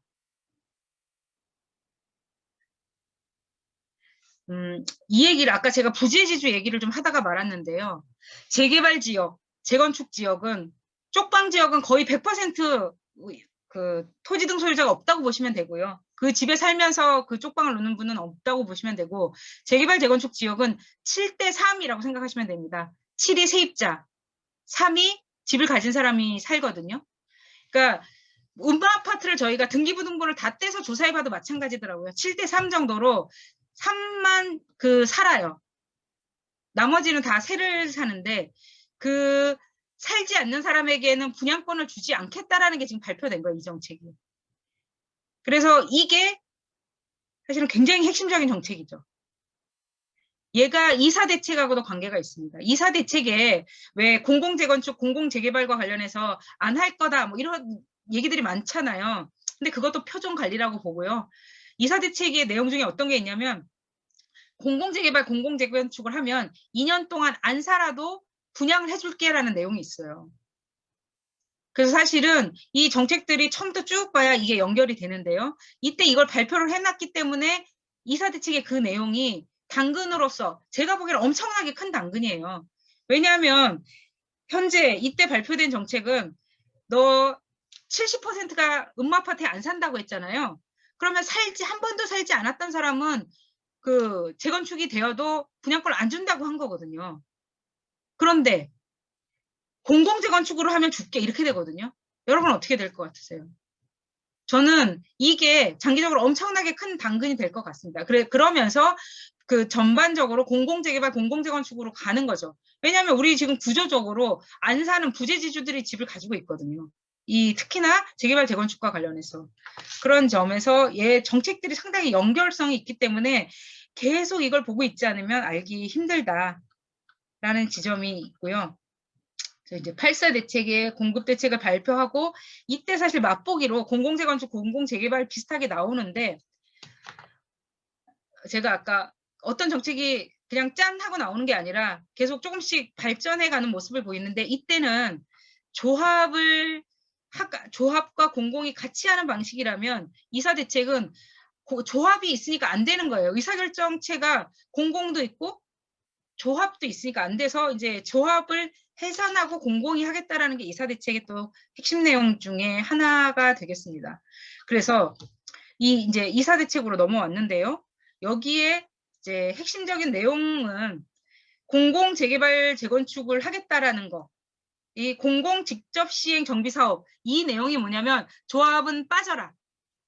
이제 그 조합 없이 하겠다라는 것이고 그리고 아까 제가 영등포 쪽방촌 개발이 사실은 얘가 도심 공공주택 복합 사업인 거죠. 이거는 토지를 수용해서 하는 방식이에요. 영등포 쪽방촌을 사업하는 방식을 역세권, 중공업, 저층주거지에 하는 방식이 도심 공공주택 복합 사업이라고 보시면 됩니다. 그래서 사실은 그 이사 대책의 핵심적인 내용은 제가 말씀을 드렸는데요.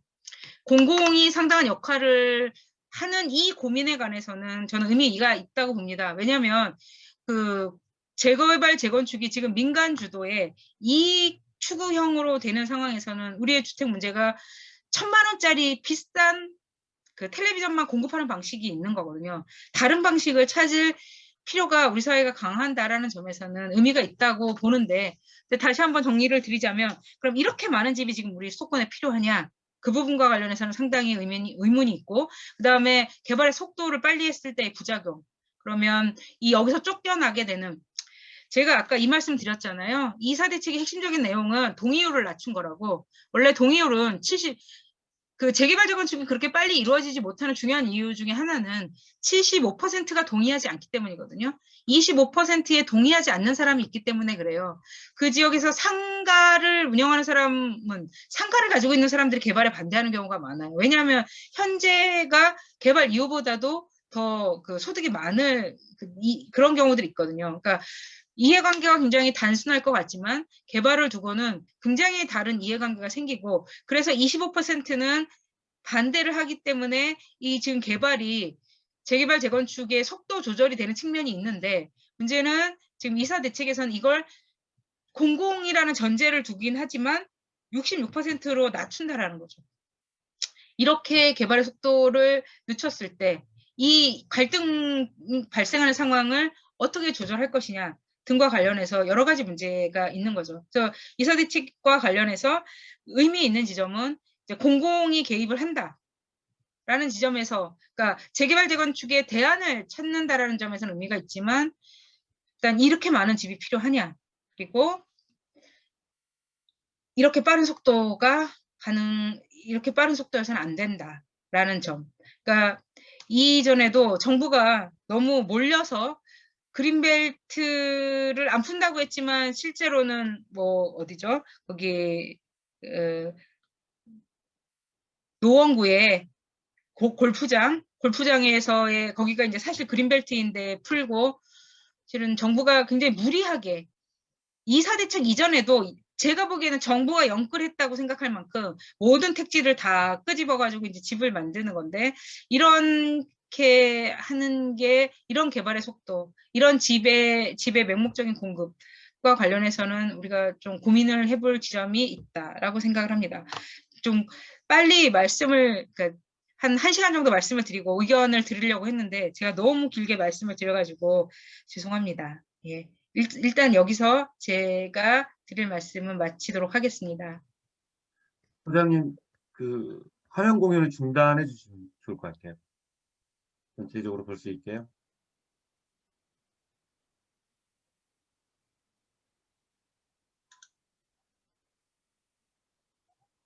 네? 화면 공유를 중지해 주세요. 화면 공유를 누르시고 중단을 누르시면 되거든요. 중지. 네네네네. 예, 이렇게 하시면 돼요. 질문이 많이 없을 것 같은데요. 저도 열심히 메모를 하면서 들었는데, 뭐 중간중간 계속 요약을 하셔서 다들 이해하셨을 것 같고요. 지금 들은 내용 중에 혹시 궁금하신 점 있으면 질문을 하시면 좋을 것 같아요. 네.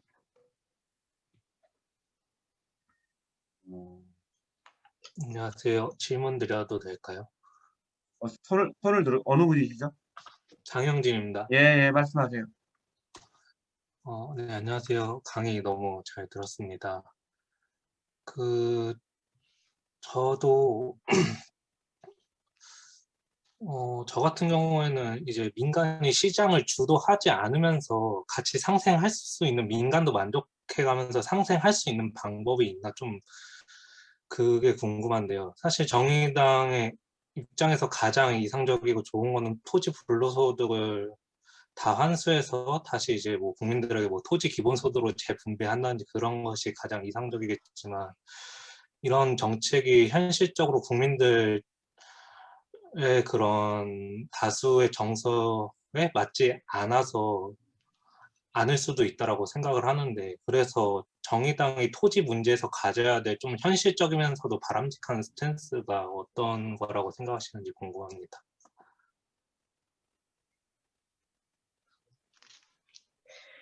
제가 그 부분을 정의당에서 고민하셔야 된다고 말씀을 드렸던 건데요. 그게 이제 어려운 거죠. 그러니까 그래서 제가 아까 계속 1주택자를 말씀을 드렸잖아요. 불로소득을 환수를 하는데 이제 단계가 사실 필요할 거라고 생각이 되고요. 근데 결국에는 이 주택 영역에 있어서 가장 중요한 불로소득은 시세 차익이라고 저는 보거든요. 그래서 어떤 분들은 보유세만 강화하면 양도세는 완화하자 이렇게 주장하시는 분도 계세요. 근데 그러면 시세 차익의 핵심은 사실은 양도 차익이거든요. 이 지점이 저는 이제 고민스러운데, 그래서 한 가지 방법으로 안 되고요. 종합부동산세는 지금보다 강화돼야 되고, 이게 원래 이제 여영국 대표님이 제시한 것도 그 1% 정도, 이게 노무현 정부 때도 제시됐던 거잖아요. 그럼 이런 거잖아요. 10억짜리 집을 가지면 1,000만 원 정도 세금을 내는 거, 연간. 그런데 우리는 거기로부터 지금 굉장히 멀리 떨어져 있거든요. 그 20억짜리 음마아파트의 종부세가 제가 알기로는 작년에도 아마 100만 원 전후인 걸로 알고 있어요. 그런데 세금 폭탄이라고 하는 게 뭐 예전처럼의 그렇게 강한 위력은 없지만 그렇게 생각하시는 분들도 많으시잖아요. 20억짜리에 100만 원 세금을 내면서. 그런데 지금 20억짜리면 그럼 2,000만 원 정도의 세금을 내야 된다라는 건데, 이걸 어떻게 현실화할 거냐. 그것의 이제 가장 중요한 것 중에 하나는 공시가격이에요. 문재인 정부에서 공시가격과 관련해서 노력을 하고는 있는데, 사실은 좀 그것도 저로서는 방향은 맞지만 너무 느리다. 그리고 너무 뒤로 밀려났다. 전혀 노력을 안 했던 건 아니에요. 특히 고가주택과 관련해서는 공시가격을 현실화를 상당히 많이 했죠. 그러니까 그래서 그나마도 음마아파트가 지금 100만 원이라도 종부세를 내는 거지, 예전 같았으면 음마아파트가 종부세 대상이 아예 아니었죠. 문재인 정부 이전에는. 종부세 한 푼도 내지 않았거든요. 그래서 근데 하여튼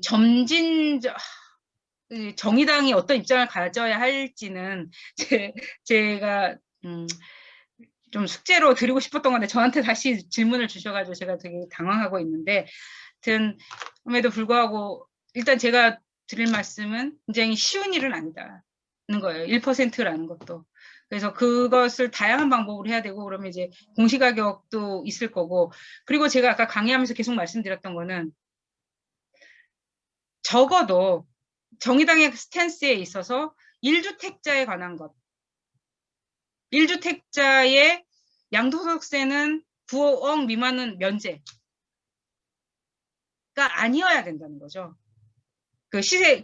불로소득을 전체를, 모든 불로소득을 환수를 하지 못하더라도, 그러면은 1주택자의 불로소득은 허용을 하는 상황에서 불로소득을 허용하지 않겠다라는 게 표에 그칠 수밖에 없다는 거죠.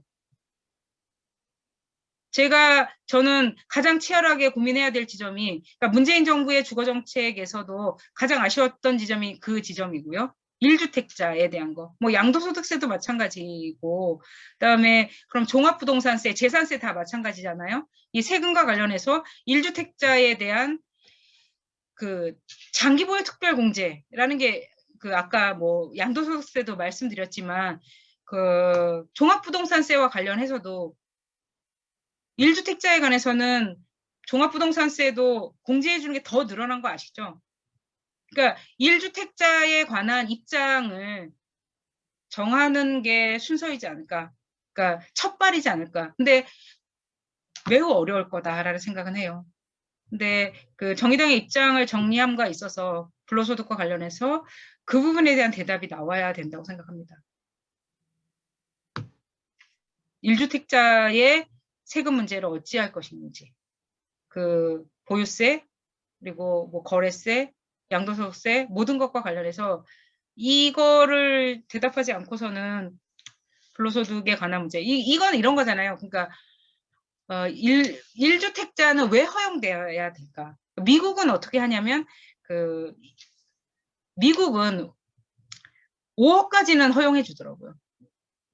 그리고 거기 살아야 돼요. 그 집에 2년 동안. 우리도 좀 그런 방향으로 가기는 하는데 이런 정의당의 입장을 만들기 위해서는 저는 해외의 법제를 많이 보는 것도 필요하다고 생각합니다. 근데 저도 찾아봤는데 그렇게 지금 연구가 많이 되어 있는 건 아니더라고요. 근데 그래서 뭐 다른 나라 사례들도 많이 보고 하면서 정의당의 입장을 정해야 되는데 이제 그 1주택자에 대한 과세는 사실 제일 많이 고민은 참여정부 때는 됐었고요. 그때는 연구들이 좀 있어요. 그 이후에 연구가 많이 없는데요. 그래서 1주택자에 대한 입장을 정하는 것에서부터 아까 지금 말씀하신 정의당의 입장이 나오지 않을까 생각합니다. 맞습니다. 채팅방에 질문하신 분들 계시는데 1주택은 투기가 어렵다고 생각하고 있다. 왜냐하면 어딘가에 살아야 하지 않느냐 그런 의견을 주신 분이 있는데 우리 소장님은 이제 1주택자도 뭐 그중 일부는 투기 세력이다 이렇게 얘기를 하셨는데 뭐 근거가 있으신지. 그러니까 1주택자가 이거죠. 계속 집을 사고 팔아서 이익을 남기면서 큰 집으로 가는 거죠. 보통 양도소득세를 그리고 잘 모르실 텐데 우리는 2주택을 허용하는 기간이 있어요. 그러니까 일시적 2주택자라고 해서 2주택을 그게 이제 또 굉장히 정부마다 다른데요. 관건이 뭐 2년 안에 팔아라. 1년 안에 팔아라. 6개월 안에 팔아라. 이게 정책마다 계속 다른데 그런 방식을 통해서 지금 현재는 1주택자이지만 2주택자를 2년 동안은 유예해주고 뭐 이런 부분이 있거든요. 그래서 이게 1주택자인 것 같지만 실제로는 일정 기간은 2주택자였는데 뭐 2년 안에 팔면 1주택자로 취급을 하는 거예요. 이런 것들 이제 과도한 것들이 있고 네 그렇습니다. 오소희 부장님 질문하실 게 있나요? 근데 제가 이 부분을 말씀을 드리고 싶은데요. 그러니까 이런 거예요. 양도 차익에 관해서 과세하는 게 양도소득세와 관련해서 예전에 이제 노무현 정부 때 연구됐던 게 이런 건데 1주택자가 양도 차익이 5억이 생겼어요. 그런데 2주택자는 양도 차익이 1억이 생겼어요. 우리는 1주택자의 5억액은 하나도 과세하지 않으면서 2주택자의 1억에 대해서는 더 많이 과세하는 거라는 거예요. 현재. 이게 공정하고 형평성이 있는 거냐. 그러면은 집 한 채를 가지고 그러니까 결과적으로 똘똘한 한 채라는 말이 나오는 거잖아요. 그 1주택자의 투기를 대변하는 말이 저는 똘똘한 한 채라고 생각합니다. 집을 하나만 가지고 있으면 양도 차익이 얼마이든 간에 대부분 내지 않을 수 있거든요, 현재. 그러니까 10억짜리가 20억이 돼도 1주택자이면 1,000만 원 정도 되는 걸로 알고 있어요. 이러면서 투기를 막을 수가 있나요? 1주택자의 이런 양도 차익을 허용하면서. 질문이 있는데요. 네네, 말씀하세요. 네네. 그래서 근데 얼마 전에 지금은 약간 수면 아래로 가 있지만 1주택자를 만들기 위해서 다주택자들이 집을 팔도록 하기 위해서 양도세를 더 낮춰야 한다는 또 논의가 오히려 있었잖아요. 그럼 지금 소장님 말씀대로 상당히 좀 잘못됐는데 어떻든 그 다주택자를 빨리 처분하도록 하기 위한 방법으로 양도세를 낮춰야 한다. 이 논리를 피는 것에 대해서 다시 한번 정리를 해 주십시오. 예. 저는 네. 다주택자들에게 집을 팔아라라고 하는 게 매우 위험하다고 생각해요. 제가 아까 그 주택 거래 건수 보여드렸잖아요. 문재인 정부에서 지금 2020년에 매매 건수가 110만 건이 넘어간 거. 그러니까 결국에는 자칫하면 이게 폭탄 돌리기일 수 있거든요. 주택 가격은 지금 그 2014년 정도부터 계속 뛰었어요. 그러면 이게 계속 올라가면 문제가 없지만 언젠가 하강 국면이 될 경우에 이제 하강 국면이 점점 다가오고 있다고 저는 보는데요. 그럴 경우에 얘는 폭탄 돌리기거든요. 원래 10억에 샀던 사람이 가지고 있어야죠. 이거를 지금 20억에 팔게 하면 안 되는 거잖아요. 그런 측면에서도 양도소득세를 낮춰서 이걸 막 팔리게 해야 된다라고 하는 건 뭐 그렇게 그렇게 주장하시는 분들도 있고 그런 정책도 일부 있었죠. 이제 그런 게 문제인데 정책의 일관성. 왜냐하면 지금 양도소득세가 다주택자에 관해서는 계속 강화되고 있잖아요. 그래서 강화하기 전에 계속 유예 기간을 두는 거예요. 이때까지 팔아라. 근데 안 팔고. 그러니까 지난번에는 작년 6월까지는 뭐 10년 이상 보유하고 있으면 뭐 양도소득세 중과 안 하겠다 다주택자도 뭐 이런 정책이 나오고 뭐 이랬었는데 양도소득세의 정책의 일관성이 굉장히 중요합니다. 그런데 이 양도소득세가 힘이 없는 게 이런 거잖아요. 이 정권 바뀌면 이거 바뀔 거야 라는 생각들을 하시면서 이제 이렇게 하고 있는데 그래서 이게 이제 문제인 것 같습니다. 그러니까 이게 정책의 안정성 그리고 정말 이 원칙은 바뀌지 않는다라는 거. 근데 그러니까 뭐라고 해야 되나요? 근데 그래도 저는 이 주거 정책을 보면서 역사의 진보를 또 믿게 되는데 아까 제가 실거래가 말씀드렸잖아요. 실거래가로 노무현 정부 때 만들었는데 그 실거래가가 없어지진 않았어요. 그러니까 양도소득세를 실거래가로 과세하는 건 그 이후로 그거는 다시 아무리 박근혜 이명박 정부 때라도 다시 돌아가지 않았거든요. 그러니까 그런 정책을 만드는 게 필요하다고 생각하는데 쉽지는 않은 것 같아요. 지금 양도소득세는 너무 이랬다 저랬다 하는 거죠. 정부가 바뀔 때마다 중과세 안 했다가. 그런데 다주택자 중과세는 아까 제가 말씀드린 그런 문제는 또 있는 거예요. 그러니까 1주택자와의 형평성. 그러니까 양도 차익이 훨씬 더 적어도 2주택이면 내야 되고 하는 이런 문제가 있어서 이런 것들에 대한 사회적인 합의가 필요하다고 생각하죠. 그런데 그 사회적인 합의가 다 저기 합리적이라고 판단할 경우에 그런 의사결정은 바뀌지 않는 것 같거든요. 그런 합의에 이르는 것들이 좀 필요하다 싶습니다. 쉽지는 않을 것 같아요.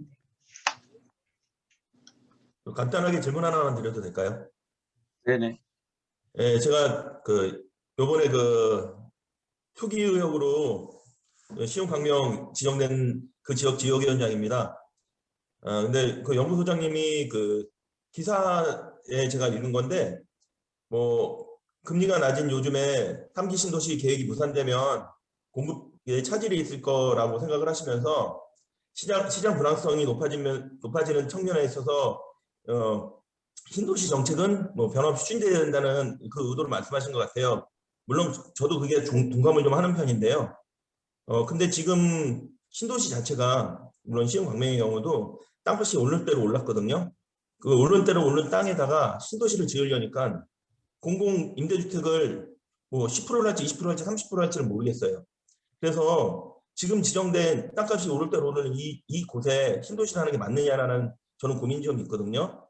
그래서 이 신도시를 지을 때는 정말 쥐도새도 모르게 정말 싼 땅에 지어야지 공공 임대가 가능하지 않을까. 그래서 저는 지금 이 신도시는 좀 철회가 돼야 된다는 부분에 있어서 좀 많은 공감을 하고 있는 편인데 그에 대해서 좀 어떻게 생각하시는지 소장님 의견을 좀 듣고 싶습니다. 저는 지도세도 모르게 정책이 추진되는 게 이런 결과를 낳았다고 생각해요. 그러니까 정책이라는 거는 그게 너무 오랫동안 우리가 그랬잖아요. 개발 정보. 그 방향은 지도세도 모르게는 아니고 좀 더 투명한 과정을 통해서 이루어져야 된다고 생각을 하는데요. 신도시, 저는 신도시에 대한 입장이 사실은 좀 어렵습니다. 제가 원래는 이것을 입장을 사실은 안 냈었던 것 중에 하나거든요. 그러니까 주택 공급이 아까 필요한 것 같긴 한데 그런데 이런 택지지구를 만들어서 하는 방식이어야 되느냐 뭐 이런 부분도 있고 사실은 굉장히 좀 고민스러운 지점이고 아까 말씀하신 제가 했다고 하는 건 제가 한 말을 굉장히 단순화시켜서 언론에서 한 것 같은데 상당히 고민스러운 지점이 있다.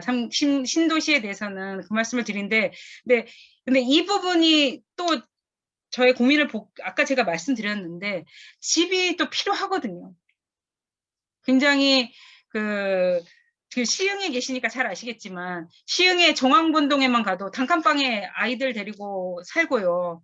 그리고 지하에 살고, 그러니까 아까 한 전국적으로 200만 가구, 그리고 상당수가 지금 수도권에 살거든요. 그러면 이 사람들의 주거 문제는 재개발 재건축을 통해서 민간의 이익을 통해서 절대로 해결이 되지 않고 공공이 해결을 해야 되는데, 그게 지금까지는 우리가 알고 있는 방식은 이제 신도시를 통해서 해결되었던 거고, 그럼 이제 다른 나라들은 어떻게 하냐, 원론적으로 했을 때 프랑스 같은 경우에는 일정 비율을 지정을 하죠. 25%는 무조건 공공임대주택을 지어야 되는 거예요. 임대주택으로, 저렴한 지역으로. 그래서 우리도 방식을 바꾸기는 해야 된다고 생각을 하는데요. 이렇게 대규모로 택지를 지정을 해서, 제 바람은 이제 정말 여기가 끝이었으면 3기 신도시 이후로는 다시는 그렇게 되지도 않을 것 같긴 해요. 이제 인구 가구 구조가 아까 제가 데스크로스 말씀드렸는데 주택 수요가 그렇지 않을 거기 때문에 달라질 것 같긴 한데, 네, 여러 가지로 고민스럽긴 하지만 좀 종합적으로 고민할 필요가 있다. 우리가 집이, 그러면 수도권에 집이 필요한 문제를 어쩔 것이냐. 근데 이게 또 이런 게 있는 거죠. 그러면 지방은 어떨 거냐. 이렇게 집을 수도권과 서울에 때려 지으면 지방의 집 문제는 어떻게 할 거냐. 그리고 아까 제가 인구가 이제 감소하기 시작하는데, 그럼 이 피해는 지방에서 먼저 나타날 것이거든요. 이런 것들을 좀 종합적으로 고려해 봤을 때, 그러니까 이제 그러니까 제가 아까 그래서 그 말씀을 드렸는데, 정부가 이사대책에서 말한 83만 호가 다 공급 안 됐으면 좋겠다라고 제가 아까 말씀을 드렸잖아요. 그 정도로 저의 복잡한 그 머리 대답을 드리도록 하겠습니다.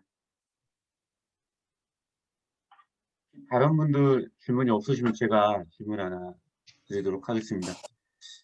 저는 이제 세입자 문제가 중요하다고 생각을 하는데, 저도 세입자고, 네, 저 같은 경우도 민주노동당 때부터 20년 넘게 이쪽에 있는데, 처음에는 제 주변에서 뭐 공공임대 아파트든 이런 운동을 하신 분들이 굉장히 많았어요. 저희 당원들도 있었고, 그래서 그런 사업을 했고, 근데 어느 순간 그런 사업을 하지 않고, 그리고 우리 당원들도, 제 주변에 있는 사람들도 대부분 이제 집을 갖게 됐더라고요. 이래저래. 그래서 당에서도 이 주거 관련해서는, 주택 공급과 관련해서는 이런저런 말이 있지만, 주거 복지 관련해서는 최근 몇 년간 전혀 얘기가 없어요, 사실은. 그래서 최근 이제 얘기가 나오는 거고, 그래서 저희가 이제 이번에 민생본부에서 주거 문제를 뭘 해볼까 하다가, 예를 들어서 뭐 40대 이상 50대는 이 문제에 별로 관심이 없는 거예요, 복지 관련해서는. 그래서 청년 주거 복지를 타겟으로 지금 저희가 사업을 하고 있습니다. 청년들은 집 문제가 심각하기 때문에. 그래서 지난번에 저희가 방 말고 집에 사업을 했던 것도 이제 그런 이유인데, 그래서 이 분야에서 쭉 계속 계셨으니까 정의당이 주거 복지를 위해서 어디를 중점적으로 좀 사업을 했으면 하는지. 우리 내부에는 주체가 별로 없습니다, 의외로. 그러니까 우리 당원들은 대체 제 나이 이상 먹은 분들은 대체로 다 자가소유자가 비율이 굉장히 높아요. 그래서 내부에서 동력을 마련하기는 어렵고, 그렇다고 해서 공공임대 아파트도 뭐 조직화되어 있는 건 아니고, 그래서 주거복지 관련해서 정의당이 어느 쪽부터 좀 사업을 시작했으면 하는지 좀 조언을 좀 부탁드리겠습니다. 그게 이제 굉장히 좀 답답한 부분인데요. 아까 제가 말씀드렸는데 228만 가구 정도가 전국적으로 2015년 인구주택 총조사 기준으로 지하에 살거나 집이 없거나, 그러니까 단칸방에 살거나 최저주거 기준 미달이라고 하는데, 이런 상황인데요. 굉장히 저는 이분들이 정의당의 목소리가 전해지지 않는다고 생각을 해요. 근데 제가 이제 아까 통계청에서 근무하다가 2013년에 도시연구소에서 나와서 정말 깜짝 놀랐거든요. 사람들이 이렇게 사나. 그래서 제가 처음 왔을 때가 박근혜 정부여서 민생이 도탄에 빠졌다라는 얘기를 입에 달고 살았는데요. 그러니까, 우리 사회가 진짜 사회적인 약자들이, 그러니까 한 10% 정도 되는 사람들이잖아요.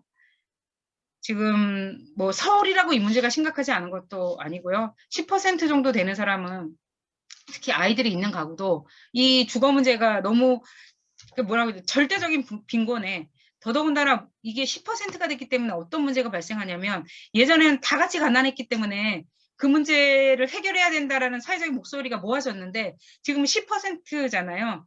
이 사람들은 사회적인 그냥 배제가 되는 거예요. 이 10%의 목소리는 사회적으로 들리지도 않고.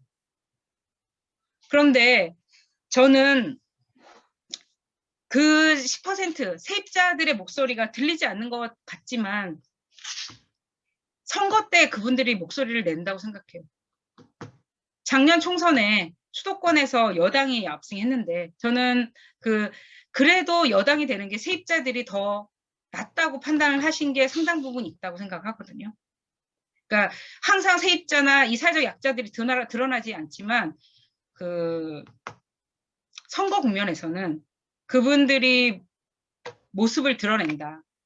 그래도 세입자에게 나은 정부에 찍으면서 저는 작년 총선 전에 그래도 수도권은 그 진보 계열에서 이길 거라고 생각했던 게 세입자들을, 그러니까 이제 그리고 이제 이게 굉장히 청년들이 많죠. 청년들이 2030 세대가 많은데 그런 부분에서 이 부분을 놓치고 가시면 절대로 안 된다. 정의당에서 이 주거복지에 이 200만 가구가 넘는 분들, 그리고 이 주거 문제가 자기 집을 가지고 있는 사람들 중에서도 저도 자가 소유주지만 이 문제가 해결되어야 우리 사회 문제가 해결된다고 생각하는 사람들. 그래서 그 정의당이 이 주거 문제, 주거 복지뿐 아니라 주택 정책에 있어서 굉장히 좀 목소리를 건강하게 내주셨으면 하는 바람을 아주 강하게 가지고 있죠. 이게 다른, 지금 저는 이 민생이 도탄에 빠지는 게 두 축이라고 생각이 되는데요. 노동의 한 축이면, 그다음에 이 집이 한 축이에요. 제가 아까 시흥에, 아까 위원장 계시지만, 시흥에 단칸방에 사는 사람들이 200만 원 정도 버는 가구들이거든요. 200에서 300만 원 정도 버는 가구들이 벗어나지를 못하는 거예요. 단칸방에서. 그래서 양대축이다, 민생에. 노동과 주거가. 그래서 이 주거 문제에 대해서 정의당이 어떤 해답을 내주시는지가 저는 굉장히 중요하다고 생각합니다. 엄마는 밥 안 먹어. 그리고 아까 그 3기 신도시와 관련해서 이 말씀을 제가 좀 드리고 싶은데, 밥 먹고 게임.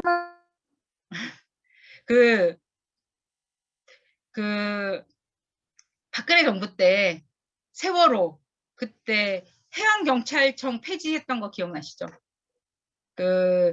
세월호 구조를 못했다고 해양경찰청을 폐지를 합니다라고 하는 발표를 박근혜 대통령이 했던 기억이 나는데, 이제 그런 우를 범해서는 안 된다고 생각해요. 이게 지금 LH의 그 사람들은 굉장히 마땅하지만 3기 신도시라는 게 되게 중요한 또 정책적인 약속이었다고 저는 생각을 하거든요. 그걸 기다리고 있는 사람들이 있잖아요.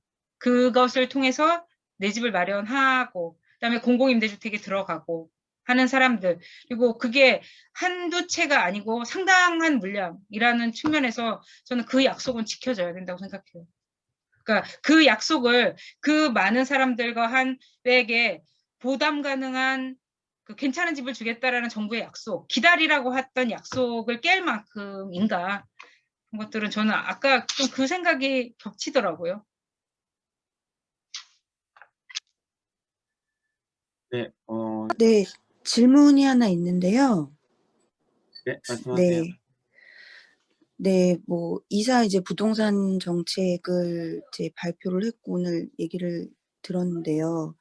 네, 정부에서 이제 얘기한 것도 이사 부동산 정책에 대해서 주거 안정을 위해서 한다고 얘기를 하고 있고, 지속적으로 지금 했던 공급 정책이 다 주거 안정을 이유로 이제 얘기를 했었거든요. 근데 실질적으로 지금 말씀해 주신 것처럼 주거 약자들이 오히려 문재인 정권에서 더 늘어나고 있더라고요. 그래서 정의당이 이제 신경 써야 되는 부분도 주거 약자의 주거 문제를 어떻게 해결하느냐의 문제인데 얼마 전에 이제 저희 심상정 의원께서 주거급여법 개정안을 발의를 하셨는데 거기서 이제 대상자도 늘리고 급여액도 늘리는 그 안을 내셨거든요. 근데 실질적으로 그 급여액이 늘어난다고 해서 주거의 질이 좋아지지는 않더라고요. 그래서 어떤 집에 살고 있느냐에 대해서는 묻지 않는 것이 이제 지금 주거급여의 현실인데 이런 부분에 대해서 이제 저희 정의당에서 급여액을 늘리는 것도 중요하지만 주거의 질을 어떻게 끌어올릴 것인가에 대한 어떤 좀 대안을 마련해야 될 것 같은데 거기에 대해서는 어떻게 생각하시는지 좀 말씀 듣고 싶습니다. 네, 주거 복지의 굉장히 중요한 두 축이잖아요. 공공임대주택과 그다음에 직접적으로 주거비를 지원해주는 주거급여라는 게 있어요. 주거급여를 지금 말씀하시는 건데, 근데 원래 주거급여는 다른 나라들도 바우처라는 이름으로 있는데 주거비를 지원해주는 거죠.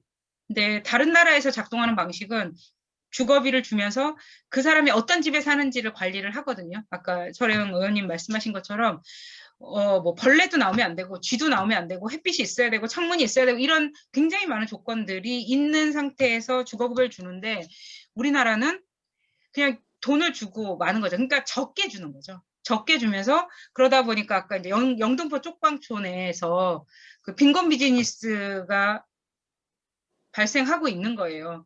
그러니까 국가에서는 주거비를 지원하는데 그 사람은 주거 문제가 해결되지 않고 너무 열악한 쪽방에 살거나 고시원에 살거나 하는 문제가 있어서 이건 주거비 지원을 더 이게 정책적으로 다른 나라처럼 같이 설계해야 된다고 생각해요. 주거비를 지원하는데, 그러니까 주거비를 왜 지원하죠? 우리가 주거권을 확보하기 위해서 하는 건데 주거비만 지원한다고 주거권이 확보되지 않잖아요. 그렇게 열악한 집에 살지 않으면. 그래서 주거권은 두 개로 구성되는 거거든요. 부담 가능하면서 살만한 집이어야 돼요. 이게 두 개가 충족되게 주거급여를 재설계해야 된다. 원래 다른 나라 이 제도의 취지대로 그것들을 사실 국토부도 알고 있는데 이렇게 되려면 이제 예산이 더 많이 소요되고 하는 것 때문에 지금 망설이고 있지만 방향이 그렇게 가야 되는 것이고 다행히 정의당에서 심상정 의원께서 그 주거급여법을 개정안을 내서 뭐 내신 만큼 다 가지는 못하겠지만 주거급여 소위라는 데가 있는데 거기서 논의가 시작됐어요. 그래서 좀 더 뭐 지금 대상자를 늘리는 건데 그렇게까지는 못 늘려도 좀 늘려야 되는 거 아니냐. 그다음에 지원 금액도 좀 늘려야 되는 거 아니냐와 관련해서 좀 의미 있는 논의가 시작되었다라는 점을 말씀을 드리겠습니다. 그래서 그 부분은 정의당에서 계속 좀 잘 챙겨주셨으면 주거급여가 매우 이상한 방식으로 지금 우리나라는 도입이 된 거죠. 예. 들으신 분 중에 뭐 추가로 혹시 질문하실 분들 있으면 손을 들어주시거나 말씀해 주시면 될 것 같아요.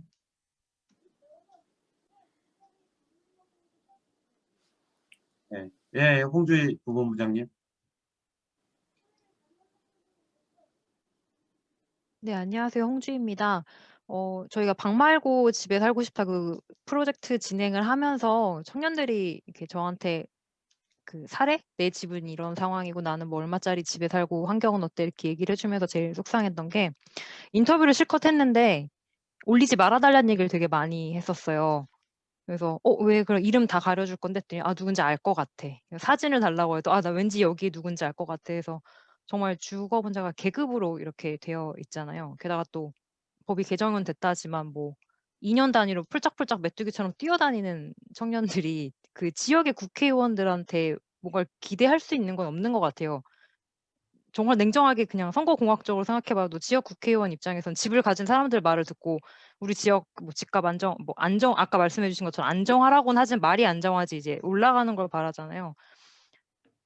그래서 사실 저는 다수 여당한테 그거를 왜냐면 그 사람들은 당연히 지금의 그걸 갖고 싶어 하잖아요. 권력을 갖고 싶어 하니까 절대 청년들의 이런 니즈를 반영해주지 않을 거라고 생각을 해요. 그래서 정의당은 당연히 그걸 좀 파고들어야 된다고 생각을 하는데 근데 그러려면 또 아이러니하게 지역 전략이 아니라 비례 전략으로 가는 게 맞다고 생각을 하거든요. 정의당의 왜냐면 지역 후보들이 우리는 뭐 말씀해 주신 대로 1가구도 세금 많이 매기겠다 이렇게 얘기를 하면 당연히 표는 떨어지잖아요. 근데 말씀해 주신 그 정말 그 밑에 깔린 투명 인간들의 목소리를 위로 뽑아내려면 오히려 그렇게 비례로 표를 받을 수밖에 없는 건데, 또 비례 국회의원은 또 이 또 선거공학적으로 왜 프레임이 이렇게 짜였는지 모르겠는데 되게 실력이 없다. 뭐 지역을 안 읽으니까 비례로밖에 못 나오지. 이런 식으로 프레임이 짜져 있잖아요. 이런 얘기를 청년들하고 했었어요. 그래서 답이 없다 막 이런 얘기를 했었거든요. 그래서 참 답답한 것 같아요. 예. 그래서 좀 어려워요. 그래서 말씀해주신 얘기 들으면서 계속 막 진짜 무슨 오뚜기처럼 계속 끄덕끄덕끄덕 하는데 이걸 어떻게 우리가 입 밖으로 꺼낼 수 있을까? 다들 서로 힘들다고 하는 입장이잖아요. 그래서 청년들 목소리 꺼내는 거 아까 팀장님도 얘기해 주셨는데 집을 가지는 순간 다들 아싸 나도 집 가졌다. 물론 은행일 거겠죠. 대출 받았으니까.